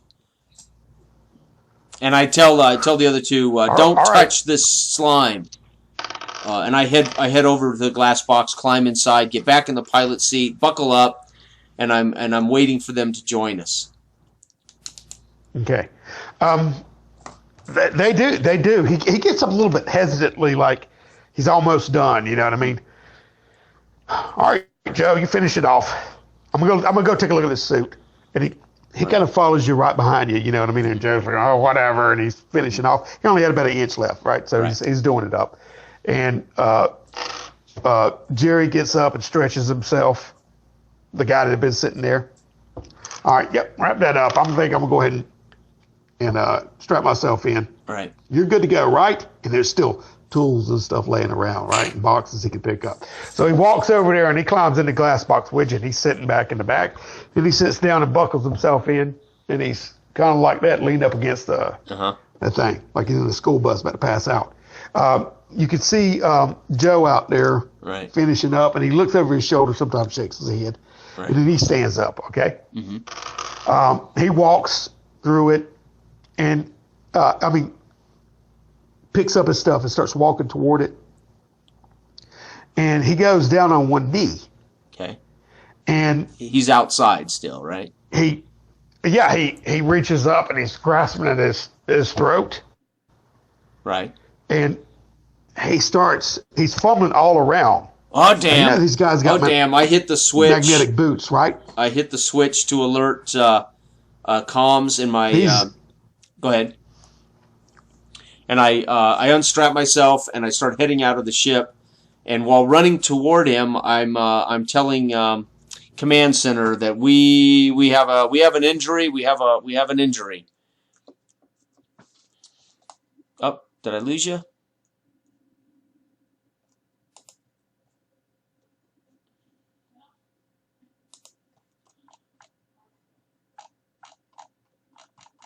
I think we lost him. There he is. All right, we lost connection with you a little bit. But you said you were running toward him? And I'm also alerting through the comms headquarters and telling them we may have a potential injury. We have a problem out here at the weld site, the repair site. Over. Have medics standing by, and I motion to those guys to help me get him into the ship. So I grab him and start to carry him toward the ship. Well, right before you do that, because I didn't finish what I was supposed to say, he went down on one knee, and that's fine. I know your intent. And he starts to reach up like that, and you see his foot kind of kick up in the air, which is weird because they have metallic soles on them, whatever. But when you do, you notice that it's been eaten through too. Gotcha. Right? And so he's going, and he's grasping at it, and one foot's in the air, and he starts to pirouette, and he's too busy jerking back and forth, holding at his throat as he goes. And he's connected by 1 foot on there. Okay. And at this time, you guys are going to have to roll a nimble because it looks like that last foot is breaking free of the hold. 3. So I did it. 3 is my nimble. My best score is 3. Okay, well, you get there before the rest of them because they were strapped in, obviously, and was trying to unstrap when you when you noticed it, you jumped out there, and he starts to break free. And right the time you grab him, his last foot slips off there, okay? Yep. So I want you, he's pirouetting and he's out there, but I want you to get some kind of, roll me a brawn to try to stabilize him and bring him in closer to take him. Ooh, no. 2. No, not good enough. My brawn is my worst score. Yeah. Now, while you're trying to wrestle him down, you manage to catch him quick enough to catch him, and by the time you get a good handhold on him, and with him jerking back and forth from the lack of oxygen, you're trying to bring him down, and his oxygen tank's on his back, and he just starts spiraling and twisting like this out of your grip, and he breaks free of your grip. Okay. All right. And if you didn't let him go, it felt like you was about to break free too, just from him. Okay. So he's doing this, and you watching him spasm and jerk, and the other 2 guys come up behind you. What's that? Joe, no. Right. And when I'm saying no, and then he goes, and it starts spasming. Okay. Okay. And he grabs his thing. Right. Okay. His hand, as he's grabbing his hand, you see it's the one without the. Yeah. You know what I mean? Yeah. And then the other one starts going, and he turns around and falls on his knees. And on his rear end where he was sitting, you see 2 open areas right there. Okay. Oh. So he starts bucking. I open up my intercom so they can hear me as I try to grab them and drag them back to the ship. And I relay back to Jessica or whoever's at headquarters. We have one man free in space, and we have 2. They've lost their oxygen. They've lost their decompression. Their suits have decompressed, and I'm taking them. I'm taking them over to the ship. Okay, they've got open Vox on you, so when you're talking to her, she can hear them in the background. Oh my god! Oh my god! Oh my god! And then she goes, Captain, and then clicks it off. They're working on that end. Obviously, you've gotten the message through. Right. But what are you doing in the meantime? I'm going to drag these 2 in, throw them inside, and I'm gonna sit in the pilot seat, shut, and activate the. Now I want you to roll. You got 2 fellas you're working with. Okay. So and they're both bucking. Okay, 5 is my roll. I don't know what I'm rolling, but I rolled a 5. Okay, well, I'm in for brawn. That's right on. So I did succeed. 5 is right on. Okay, so you got one of them and was able to throw him in there. Yeah, and I run out to get the other if I can. Yeah, roll back. Roll for the other one. 2. Not 2. good. Yeah, by that time, the one I guess, which one were you going for first? When it went down first. The one that would have been closest to the ship, I would have naturally grabbed him and drug him over and threw him in, right? Yeah, the one with the hand was naturally a little bit closer to the ship. Okay. The other one had walked around you, okay? So you grab him real quick and throw him in there. Right. And shut it and turn around and try to grab the other guy. Right. And that's the guy with, his rear ends out, right? His Prince, chaps on, and then he's freaking out a little bit. And you try to grab him, and he's thrashing back and forth. And when he does, he slaps you in the head, and when he does, you automatically let go, and he's spiraling away like that. Okay, so he's off in a distance. And I turn my comms back on. Repeat: we have now 2 men free in space. We need help here. I've got one man. In the ship, but 2 are spinning free. And I run back to the ship, get in. I'll strap in, and I'll disconnect the machine, power it up. And I don't know if there's any way I can tractor beam them or grab them with tools or equipment, but I might try to go fly to them and grab them. Okay. If this ship has those kind of tools. Yeah, let's say you could block off and open up for carry-on passengers, Okay. where you can open up the back thing like a van. Okay. But you can partition off the front area. Okay. Which is lucky because right now you hear something faint in the background that you didn't really pick up from all the yelling. Now that you're in it, all right, when you're going back to the ship, Okay. all you can hear is your voice and breathing. Okay. And you hear it. Okay. Oh, damn. Okay. So you're almost to the ship, and you can feel really quickly Right. some oxygen deprivation going on. Okay. Okay, And okay. little spots are popping up like that. As you're only about 10 foot away from the Right. glass box right now. Right. Okay. But that glass box means everything right now, Bill. Right. All right. Yep. So, I'll try to wrangle them up and bring them into the ship and seal it up, and then back into the pilot seat. yeah, I mean, this is on your own suit. Right. Right. Yeah. Okay. So you get inside, and the other guy, he's right beside you. Okay. You're shutting off the back area, and let's see how nimble you are to be able to get to these two fellas that are floating off, because one's a little bit further out there. Okay. Whoop. 4. So good. That's a positive check. Okay. Now you managed to get in there and disengage the magnetic locks, break free, spin around, and you're flying back to them. Okay. And you're there where you need to be. And I hate to do this over and over again, but I want to see you pilot that thing Right. to where you can actually get them in. Okay. And I'm gonna say with the first roll, you was able enough to scoop up the first guy. So he's rebounding inside there. Okay. Right. Now he can't latch on a tether, Right. which is on his, Right. Yeah, I would that they had attempt to disengaged. buckle him down, and then I would pull him into a seat and try to seatbelt him in. Well, I mean, you're blocked off from the rear of this cab. Right. So basically, you caught him. So he's kind of free bouncing, spasming in the back of this, Gotcha. in the back area. Okay. You know what I mean? So you can look back there Right. in the glass, and he's just bouncing. So you got to keep him in there while you're going to scoop up the next guy before you shut that down. Gotcha. Or however you want to do it. Okay, here we go. So I'm gonna to do that and catch the other guy. Okay, here we go. I'm gonna maneuver it. Ooh, no. Now remember, I was gonna say remember your special, but Oh yeah. Now, according to the rules, I can just activate the special. So I will. I'll you actually want to. use it for Yeah. today. I'll use my Okay. automatic special. Yeah. And the minute I get them into the trunk, I'm gonna seal the Yeah. hatches. Bang. Okay, you seal and the turn on the hatches oxygen and- full. yeah, it's doing the oxygen recycling. It's blowing it out the back. So this glass box, and they're still spasming for a little bit, and then all of a sudden they get some kind of artificial gravity is reinstated. Once the shut Right. and isolated, and you see them kind of just drop down. Okay. Boom, boom, boom, boom, and they're still freaking out and stuff because they got their glass helmets on right. or whatever. So Through the comms, I'll tell they're them, still calm down, spasming. gentlemen, take off your helmets, breathe in that oxygen, and I will pop my helmet off as well, Okay. because I've got a leak in mine, yeah, and I'll pop it off.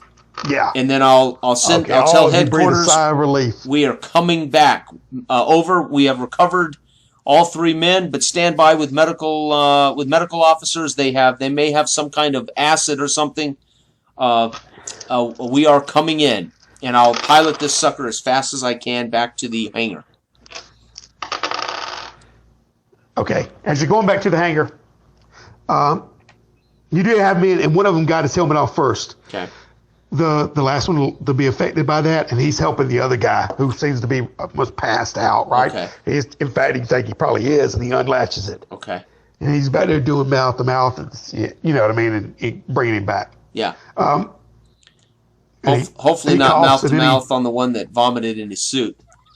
I was about to say that's what happens whenever he's doing that or whatever. The guy goes back and he has to roll over. Okay. He goes, "Oh God, not again. Come on, Frank." All right.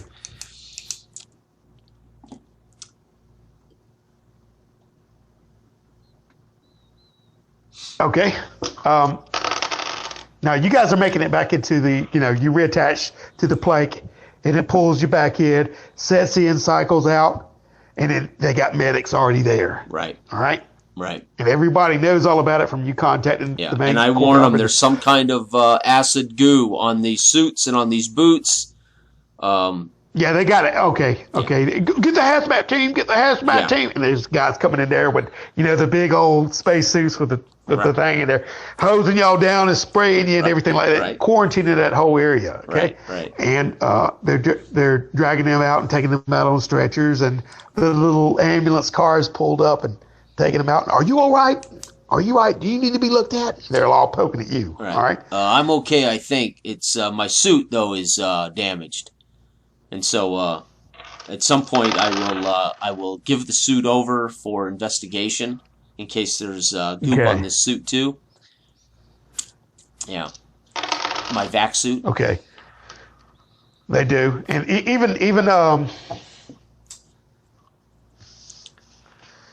even Kelso is there again. Okay. Oh my God, Jack! Everything I send you on turns into a big ordeal. Why can't you just? Oh my God! Why can't it just be a repair mission? That's Christ sakes, Jack! Calm down. And he's stomping around. Calm down, Kelso. This is why we're professionals. Oh, jeez, Louise.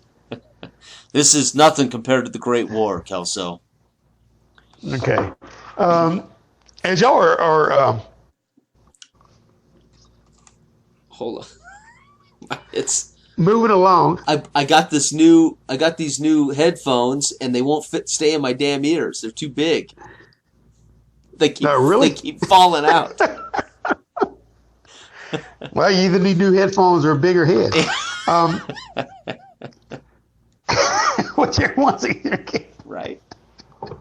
All right. Now, you make your way out and get back there, take your shower, just doing your regular daily duties, okay? Right. Now, whenever we go fast forward to whenever you met up with, what's those suckers' names? Jim and Jeff. Right. At your little cafe. Right. Just a couple of blocks away from your apartment. Right. Y'all sitting there talking. Heard that little repair mission they said you had almost went south. Yeah, those fools were sitting in some kind of goop, and then they were playing with the goop, and they've learned a lesson. I think none of them are going to die, but they learned a valuable lesson. We're in space. This is all new stuff. But yeah, the fools. If I hadn't been there, they would have all died. You know what I heard about that, Jack? What? This is rumor, but they collected some of that specimen off the space suits. Yeah. It's more of an acid, like an acid type thing. But the funny thing is, my girlfriend Jill, she works in the laboratories down there. Right. She said after a couple of days that it had hardened and coagulated into, I hate to say it, but something that kind of looked like a barnacle. Oh. But it was corrosive. Yeah. And belched more, like more of its own out, and started to multiply. Uh-oh. And yeah, so she said there's like a glass box in there, the fiberglass stuff that they came up with. Yeah. Yeah, there was like it was a little bit in there. Now it's like it's just multiplied and it's filled up half that box up the shelf. She says they got her over that, and it's just grown since.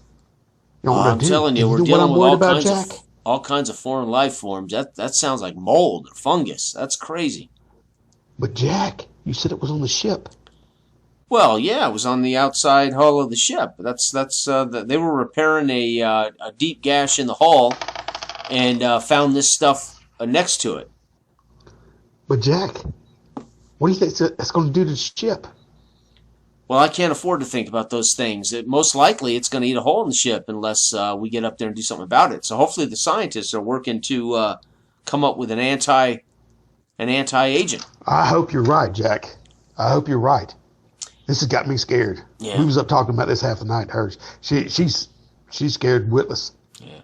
Seeing the growth on well, that. we have to trust. Okay? We have to. If there was a scientist here among our table and in our party, we could put that scientist to work on an agent to counter it. But unfortunately, I know. we don't have a scientist here with us to get to work on it. Well, they got scientists here on the ship. Maybe they'll figure something out. There is that Dr. 100 Eyes, or whatever the hell his name is. He's supposed to be crazy. He might be able to figure out a way to... He's a kook. He's a kook. He's a kook. Yeah. Yeah, that's what I think about it. But it may take a kook to solve some of these alien riddles we deal with out here. Yeah, that's what I'm thinking. Mm-hmm. But anyway, you know what else I heard, Jack? What's that? And this is Jeff chiming in. I heard that Jessica up front, they say she detected some kind of signal. Is that coming right? in on through. Is that right? Are there no secrets aboard the Spearhead? Is that all you all do? Is sit around here spilling gossip stories? Hell, what else are you going to do when you're sitting in a spaceship with nothing else to do? We haven't had an attack for I heard a week that. and a I half heard that now. signal, and I actually recorded what I think that signal was, and I've got it recorded here. I'm going to talk to their. I'm going to talk. Oh, you do? What is that? I heard that signal. I'm gonna share that signal with their cryptographers once I get Jack, you can't. What the crap? We're your buds, Jack. We're your crew. You got to share it with us. What does it say? SOS. Show me, and they're nudging at you, Believe it or whatever. not, it's old Earth Morse code SOS signal. Where'd it come from? That I don't know. They're supposed to be tracking the signal. Oh, jeez. You know what I heard, Jack? What? And he goes, I heard that it's from deep space. Oh. All right. This crap is going on for a while. All right. And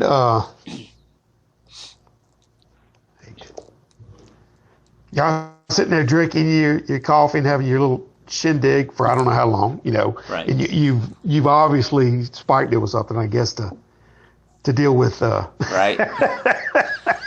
I know this. We have too many. We have Jessicas and Jims and Jills and Jeffs, and we have too many. I know too many people, and myself, Jack. We need to meet more diversified people. Oh, I'm sure we will over a period of time. This city's full of people. I mean, I'm going to be confused with Jessica, Jill, Jim, Jeff, Jack. Yeah, they said. You know what I heard, Jack? What, Jim? What, Jeff? I heard. Jill told me that old Thousand Eyes, since you brought him up, Yeah. was wanting to lead an investigation because we're approaching.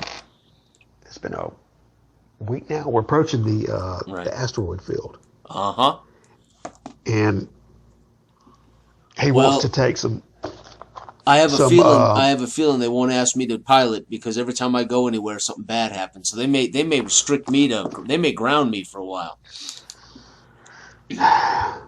They may at that. I am the best damn pilot on the ship, but they'll probably ground me. I seem to be bad They luck. think so, Jack. But you're looking at the man here. Oh, okay.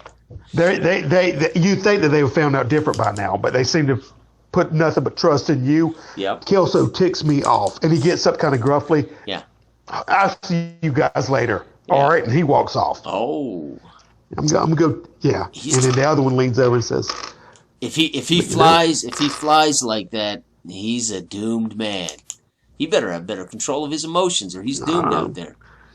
You know him. I think he's still rattled about it. He talks big about being that firefight, but you saw him crap his britches. I sure did. Hey, Jack, what I want to do is they're having an expedition out to the asteroid field. Yeah. They want to get some samples and divine a path through it and see what it's comprised of. So old Thousand Eyes, nevertheless, he wants to do that. Okay. And I think he wants to, he's been working on those samples on the, What does he think he's going to? What does old Thousand Eyes think he's going to find out there? I don't know, but he wants to launch an expedition out there. I don't know if it has anything to do with what they found on that, but that's what they got. At least that's what I overheard from Jill. Well, I'm telling you, and she was keep your head down, or Jill will send you off. If she's trying to get rid of you, she may put you on the expedition. If there's any lucky, if I'm lucky about it, it pays good. You don't want to go out into an asteroid field. You may never come back. Oh shoot! Jack, that glass box to protect us, if they use that. Yeah, they'll have to. They'll have if to they use a use glass it. box. It's the only way to. It's the only way to get tools and personnel out there. Yeah, well, that's what I got my expertise in. Yeah. Those MCSs are kind of unwieldy to me. I'm still trying to get a grasp on 'em. Yeah. A glass box, if they take one of those out, Right. I'll be fine. I mean, I don't know what they're doing, but Yeah, they may send 2 crews out there to collect evidence and data. I don't know what they're up to, but that's what we're out here to do, right? Investigate anomalies, collect data. That's the mission of the Spearhead is to get everything we can. But already we're losing. You boys have got wind of this, and then you see coming into your view, old Kelso Right. slides into the place where Jeff left in a huff. Right? He sits down. Right. Where's your buddy? Where's Jeff? Did he take off in a huff as usual? Jeff's still mad that he can't move up the roster spots on the top pilot list. He's still grumbling that he can't get any respect as a pilot there, Kelso. He's a talented pilot, but I mean he's not. He's still got a ways to go before he matches your skill. Yeah, well that's true. No offense, Jim. Jim, that's true. But you're my leader. That's true. When's the last time Jack has a? When's the last time Kelso, you piloted anything aside from an office chair? Oh, back in my day, and you don't want to say this. You already know that because he'll grab a hold of your knee and won't let go, regaling you of old war tales. Okay. Right. And how great he was. Okay. Right. So immediately Jim shoots an eye at you like, "Shut up." Right. He'll chew your ear off like a donkey. He goes, and he starts to do that, and then he kind of looks and goes, "No, but no. Look, what I came here for is I heard you fellas talking about it. You already got wind of it. I was going to tell it to our whole crew, but everybody, half of you's dead. Jeff's off in a huff, so I'll give you two the opportunity. All right? Right. Now, Jim, I know your girl Jill was telling you about Thousand Eyes needing to man a crew to get out to the asteroid field. Right. I don't know what it's about itself, but it came across my desk and they're looking for somebody, some pilots to do this. I don't know if it's not a military thing, and I don't know who gave them clearance or why they're allowed to do this. Right. I don't know if it's directly on JIT, but that's why. Well, there are civilian pilots, and there's mercenary groups and civilian pilots. Let them handle it. Yeah, but it's on lockdown since that happened with what we faced about a week ago. So we're gonna be picking up the slack for the civilians like we always do. Leave it up on the military. We are the used and the abused. Hey, Jack, listen, I'm giving you an opportunity here. I wouldn't have came over, but you fellas have already got wind of it. Jim, you know what's going on. Mm-hmm. With your girl, I suggest y'all keep this on the down low if you want to do it. If you don't, you need to shut your mouths. But it's paying, all right? It's paying 1,000 credits. Oh. For an expedition to go out there. Yeah, I'll be, I would. Now, I got to take my cut. So which one of you fellas? I mean, if y'all want to split and go together. I'll arm wrestle. Jim, an old pilot's trick. I basically bring my arm up on the table and say, looks like we're arm wrestling for this one. All right. I want you to roll against Jim as far as opposed. Here we go. Woo! 3. What's your brawn again? 5. All right, you still beat him. All right. It was a very weak display in front of Kelso when he's sitting there with his eyebrows raised up and he's shaking his head. And the minute I bury his hand into the table, I look at him and say, "You don't want to go, do you, Jim boy? You want to stay home with your lady? All right, okay, I get it." And my lady's going. My lady's going, don't you know? Oh, so you must have a little something extra on the side. Come on, Kelso, look. If you're letting Jack pilot it, he's gonna need a co-pilot, right? Come on. It's a 2-seater. I could take him and. Do you know a young buck? Let me go, Kelso. And I look at Kelso. Kelso, do you know a young buck who could be my co-pilot? Nah, I'm just giving you shit, Jim. Says, you can be my number 2. I had it in mind all along. Okay. It needs 2. You both know about it. Okay. Keep your mouth shut. All right. All right? And so, Kelso, that's a 10% cut for you when the job's done. Finder's fee. We'll pay you 10% finder's fee, 100 credits.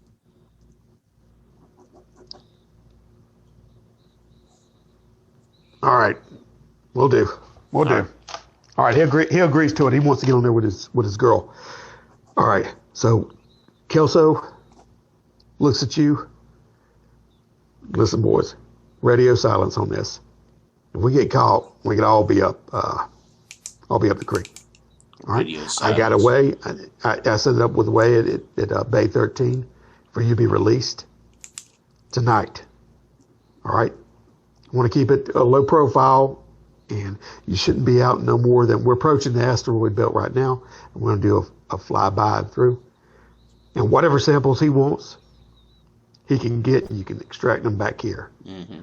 He looks at Jim. Jim, if you need to lend him a hand in doing whatever, Jack's over here piloting. You do that. All right. So we have. So it's Jim, Jill, me, and Thousand Eyes. Yep. Okay, that's the 4 that fit on the glass box. Exactly. Okay. Now, later on that night, you meet at Bay 13. Bay 13. Now, Thousand Eyes is very odd looking man. Wears the goggles up top. I'm not going to go into too much explanation, of course. You'll fill that in. I believe, I'd say he has long rubber gloves up to his elbows. Okay. We'll say that. In a long lab coat. It looks like he learned something from those acid. So he pretty smart. Pretty smart guy if he's wearing those. Yeah, and he's got multiple kind of goggles that he can pull down over his eyes and change the lenses. Thousand Eyes. To look through. I get it. Yep. So you see him, and he's rolling up some kind of a box on, some kind of a table. And when he sees y'all come in, he kind of stiffens for a second, and he sees y'all and he relaxes. He looks over at Jill, and she nods. Mm-hmm. And then he rolls it up in a position, and they slide it into the back of the glass box. Okay. And shut the door. Pilots, thank you for coming. It's Thousand Eyes. Yeah. Shall we be on our way? And he walks over just stiffly, normally, and sets in and straps himself in. Mm-hmm. And he looks at you and he goes, shall we go? Yeah. Now, before we go, everybody, Jill, find your spot there, Jim. Of course, you power this up, Jim. Get the pre-launch going. Now, for those of you new to riding with a pilot, that would be you, Thousand Eyes. Be aware that this is my ship, and what I say goes. When I give an order, you fall into line. Is that understood? I have no problem with that. Just get me where I need to go. You're piloting. Okay. I'll do what I need to do. All right. You return me. That is the deal. So I pop into the pilot seat, strap up, hit the intercom. We'll need clearance to release, though, right? Won't we? Or are we just going without clearance? That's what Kelso was saying. He had that set up. Oh, okay? So we're just going to go. There's at this time when you sit in there wondering what to do, mm-hmm. There is like some soft lights that come on inside there and a little bit more, like double the soft lights or whatever. Right. And then and it starts to rotate around and fix in position. But none of the normal klaxons or radio is going on right now.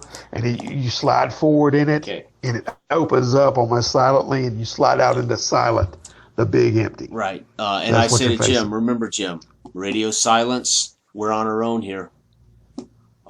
Let's punch in those coordinates and go. Okay, then it goes and releases on you, and then you roll out. So anyway, now roll. I want you to roll a nimble for me. Okay, let me. I'm curious with the ship. This is the glass box, right?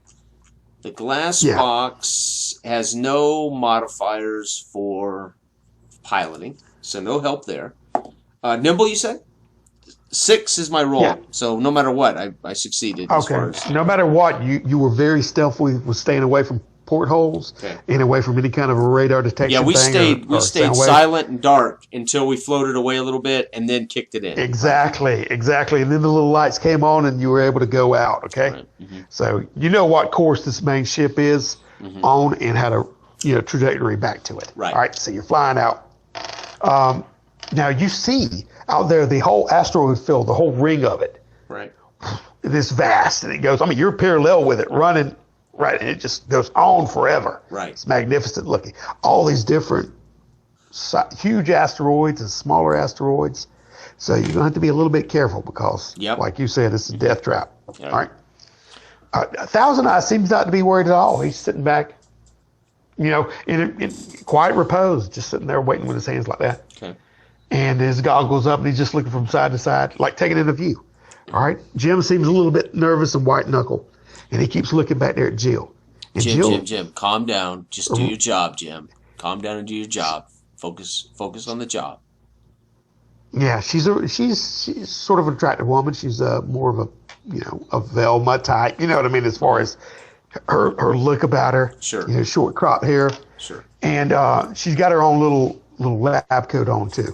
Okay. And she seems to be a little bit nervous. Like he's trying to calm her down, but she's just as nervous as him. But he's trying not to do that. So you're flying out. Pilot, I've got the coordinates for our destination. Well, let's have them. You see the huge rock over there, Cirrus, and he's typing in boop, boop, boop, boop, boop, on the pad or whatever like that. Yeah. And then he hands you the pad and it has the coordinates on it. Okay. All right. So Jim, verify these coordinates for me. And as he reads them off, I read them off, so we double verify what we're reading as we punch these numbers in, so we have redundancy. Okay. Exactly. You punch them in, and you say, but I don't think you'll necessarily need them. For there she is. And then he points. And there's the huge rock that kind of dwarfs all the other asteroids that's out there. Okay. Cirrus is what he calls it. There she is. Isn't she a beauty? Jim, we need to find a parallel path with the spin of this anti-spin of this asteroid. We need to get the ship in the same parallel pattern as we fly in and try to land here. So okay. So Jim, you're going to be responsible for the for that pattern while I pilot in. Okay. He does that pattern well. Okay. You see, despite his little nervous finger, and he punches it in. Right. He's trying to keep his composure. Okay. I got it in. I got it in, Jack. Here we go. So I'm gonna pilot it in and land this sucker. Yes, nice and easy. Hitting the reverse jets, etc. As I get closer to this giant spinning rock. Of course, we're moving parallel with it. Spin. Right. So we can land while it spins. Right. As it tumbling. It touches down. Yeah. Oh yeah. It's rolling. You're rolling with it. Yep. You've perfectly synced it up, and you just touch down. It's almost silence. Yep. Silence, even inside the hole. Wow. No, wasn't that pretty? Did my job now. I did my job now. Jill and Thousand Eyes. You do Pilot, yours. you will be well paid. Jill, that's what I like to hear. Jill, let us do our part, my dear. All right. Now, if you, I guess when you decompress this, if you decompress the whole area, they start reaching up and grabbing on their Yeah, we all get. Completely. We're gonna pack our pistols, check our load.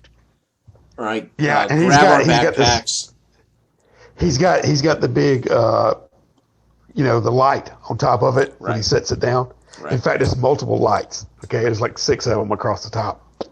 So he sets it in there, and when you open the sides of this thing, you hear him step out, and he stands on it. They walk to the back of it, and then you hear that back decompression of the little trunk area open up. Right. And they reach in and do the reverse and pull out this big black box that's sitting there, okay? And they set it down, and he's making silent gestures. Set it down, my dear. And they set it down, okay? And then boop, boop, boop, he punches in a coat on the top of it. She stands back, and it goes, psst, and it opens up, slides open, and out and down. It's like the top of the thing slides open, and out and down. And this thing arises from the inside of it with 4 legs and a dais-like cylinder in the middle. Okay. All right? It's facing down, but it's got the four arachnid type legs. Okay. And it stands up out of there, and it steps down automatically. Okay. It goes, do your thing. And it walks. It's flashing green and red on the top of it like that, and 2 little nodules. Okay. And it walks over, and at the bottom drops this little drill. Okay. All right, and you're seeing this out there, and it's just, and all this little dust, fine particles are coming out of this rock. Right. And it just starts drilling down, and the legs fold up behind it, and soon it disappears. Oh, nice. And then you hear over there in a Jim, are you looking at this? Check this out. Now that's amazing. You hear. Now we wait over the little rocks or whatever. Right. He's walking around and doing various things with some kind of a device. Okay. To where he's looking through, and he stops and makes notations. And he'll look through another device off, and it's weird because they're just spiraling on this rock, right? Right. And he's taking this laser pointer gun, and then boop, and then he'll write down whatever. Right. It's all from there. And then before too long, you see on the inside of this hole that was made, the two blinkies. Right. You see the echoes of them, and then it backwards. It comes up, and then the legs fold out. Right. You know what I mean? It collapses in on itself. Right. But it seems to be a little bit like twice as thick as it was. Okay, and it walks back. Gotcha. And it folds back up, and they move it and they set it back on there. What the hell was that, Jim? Did you see all that? Boy, I don't know what those guys are up to, but this is the beginning of a huge mission. Then they walk back into it and pop the thing and get in there. We are done here. Pilot, take us back, please. You got it. Yes, sir. I don't know what y'all were doing there, but I am pleased to witness professional work. But Jim, let's get it powered up. And we start powering it up. All right, Jim, now I need you to lock in those coordinates as we lift off. We don't want to have this asteroid spin into us as we break free. Indeed, and I trust you to remain silent. And he sits back in his repose, and he's waiting for you, and then y'all take a lift off. And make your way back. You break off from the asteroid. Say it. You start rolling back.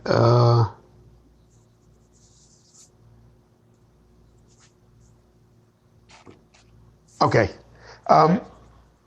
You get back to the ship and settle in. It's still, the tongue of the plank is still out. Right. There's no lights or anything, no guide lights. Right. So we cut the lights. We cut all of our running lights. We're in the dark as we float in and touch down. I want you to roll a nimble for that, is what I'm saying, because there's no running lights, there's no guiding lights. Unfortunately, I failed. I rolled a 2. I needed a 3+. I rolled a 2. Okay, when you're sliding into this thing, you miss it a little bit with the angle, and you on the inside of it, you hit the side of it and gauge the ship or whatever, and it goes and falls up halfway on the plank. Okay. All right. So this glass box is sitting like halfway, and you can feel it like slide. Right. So you can try to do something. Oh yeah, I'm gonna hit the thrusters to try to lift it up and get it back on the platform. Let's see if you can do that. Okay. Woo! 5. Okay. You touch it a little bit, and he's sitting there going, you know, and then when you finally lift it back, and then it, right. Okay. So anyway, the plank comes in, it shuts up, and he, very well. We made it back. I'll keep my side of the bargain. Go speak with your connection, and he will give you the payments. Render them to you. They're in his account. Pleasure doing business with you. Remember us next time. You need to do something like this. And I salute him. I'll remember you as long as you don't remember this. Mm-hmm. Do we understand? Yes. Oh, thank you, pilot. Guaranteed. All right. So he lets y'all out, and y'all make your way out of there. Jill seems, she's still around him. She's a little bit nervous around him, but she's doing what she does, okay? Right. More tentative. She's actually puts on gloves now and all the way up, you know what I mean? Right. They seem to be getting on before you leave. Roll a mind for me real quick here. Mind for you? Whoops. Oh. No. Okay. No. Yeah, you just see her get on the gloves or whatever like that. You start to put them on. My headphones fell out. Damn it. So much for these new headphones. I'll be going back to my old ones. That's what you see that's all you see. It's her starting to put on gloves, sure, okay? Sure. And then y'all walk out of there, and then the door's shut. Okay. It's shut. Wow, Jim. Oh, dang, Jack. Well, that was an easy 1,000 credits. Yeah, I know. That's what I told you. I didn't want to miss out on this. That's right. Well, you make sure you buy Jill something nice with that. You're part of it. Yeah, going with Jill, but that $1,000 nice creeps me out. I think he creeps her out sometime too, but well, I don't know. He just seems weird to me. That's all right. I don't know his story. Maybe one day we will. Yeah. Well, he certainly got the job done. That was some of the most professional work I've seen. All right. So do you want to stop here? It's 4:00 my time and dinner time here. Oh yeah, that's fine. Okay. Yeah, that's fine. No, that's go ahead. I was going to say, yeah, that's about what I was going to do. But yeah, you guys. But I did want to leave it off at a cliffhanger type thing. Oh, good. Right? Okay. That's what I've been up to. Nice. Okay. Now, as you're sitting down, on the sitting down, getting ready for bed, your VisoComm lights up. Oh, bing, damn. Bing. I get up, walk over to it, and punch it on. And it's Julie. Mm-hmm. And she goes, Julie? Jack. Damn, you have got to come up with a different letter, man. I don't know what to do with this. Next week, they'll all be like W's or something. No, but... What's the chick's name in the thing? I think her name was Julie, the one you was contacting in the main hangar. Jill? The main control. Oh, Jessica. Jill. Jessica's our HQ person. Jessica. It's Jessica. Yeah, Jessica. Right. Jessica. She's with the captain at HQ Bridge. Jessica. Yeah, I can't focus on names. I'm trying to make the scraps. I can make everything up but names. We're gonna need a seed chart for names too. I'm gonna have to see names. Is what I'm doing. Otherwise. But anyway, Jessica's on there and she goes, Jack. Yeah. We figured out. Okay, when she comes in, I thought I'd let you know. We figured out what that signal was you gave us. Okay. It's a distress signal. Okay. And where is it? What's the coordinates? Jack, you don't seem to understand. It's coming from Mars. Mars. Okay, and that's where we'll stop it. Nice. Mars distress signal. Jump off point. That's awesome. Awesome, my friend. That was fantastic. Aside from the names. The names are fine. I was just teasing you. Jim, Bob. Connor, and other Connor, and Connor. You know what? Those first four men, I said Doug, Sammy, Fred, Jim, Jeff, and yours is Jack. And then you killed everybody with a name other than Jim. Everybody died but the J's. I can't mark it the other way. So I think, hey, it's working. I'm going to go with it. How did that feel? Jessica, How did that feel? Because what's interesting about this, folks, is not only are we doing Naive Narrator, but I wrote all the seeds, and Dell used seeds he had never seen before to run this. How did it feel? Oh, it felt really good, really natural. Considering you had zero, you weren't grounded in this at all, other than we agreed on the genre, basically.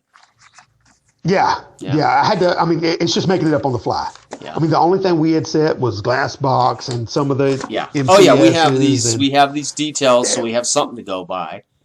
Right. We knew the world, but I mean, as far as a city ship, and then I had to conceptualize that. I had to, Yep. Yeah, everything. It's awesome. It's awesome. So I mean, yeah, when you're working off that, how many did you end up rolling? How many do we end up doing?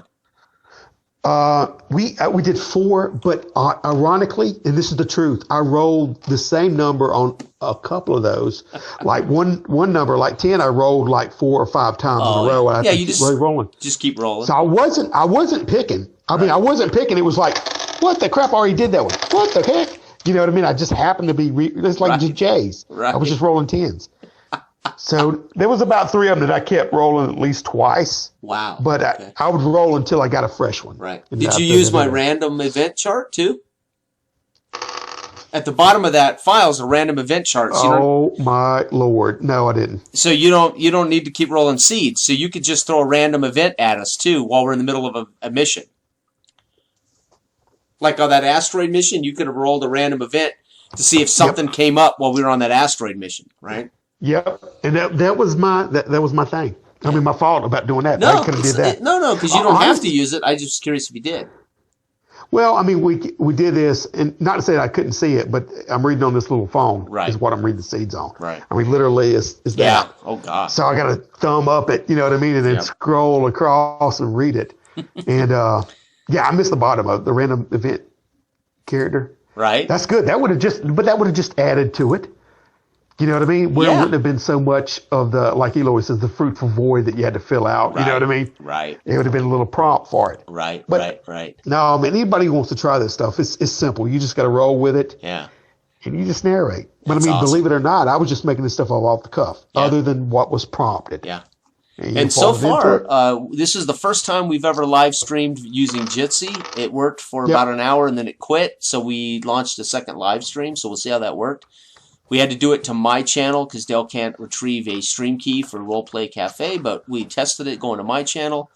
I've also recorded this so we can upload the whole thing to your channel, Dale, so we have this intact for your channel. Yeah, and I had a really good connection for most of the time. I'd say probably 2% of it. There was some breakup on your end where I didn't get all of what you were saying. Right. Which it kind of fed to some of my hesitation. Live streaming has stopped. I just stopped it. So we can keep talking. I'm going to stop the recording so we don't get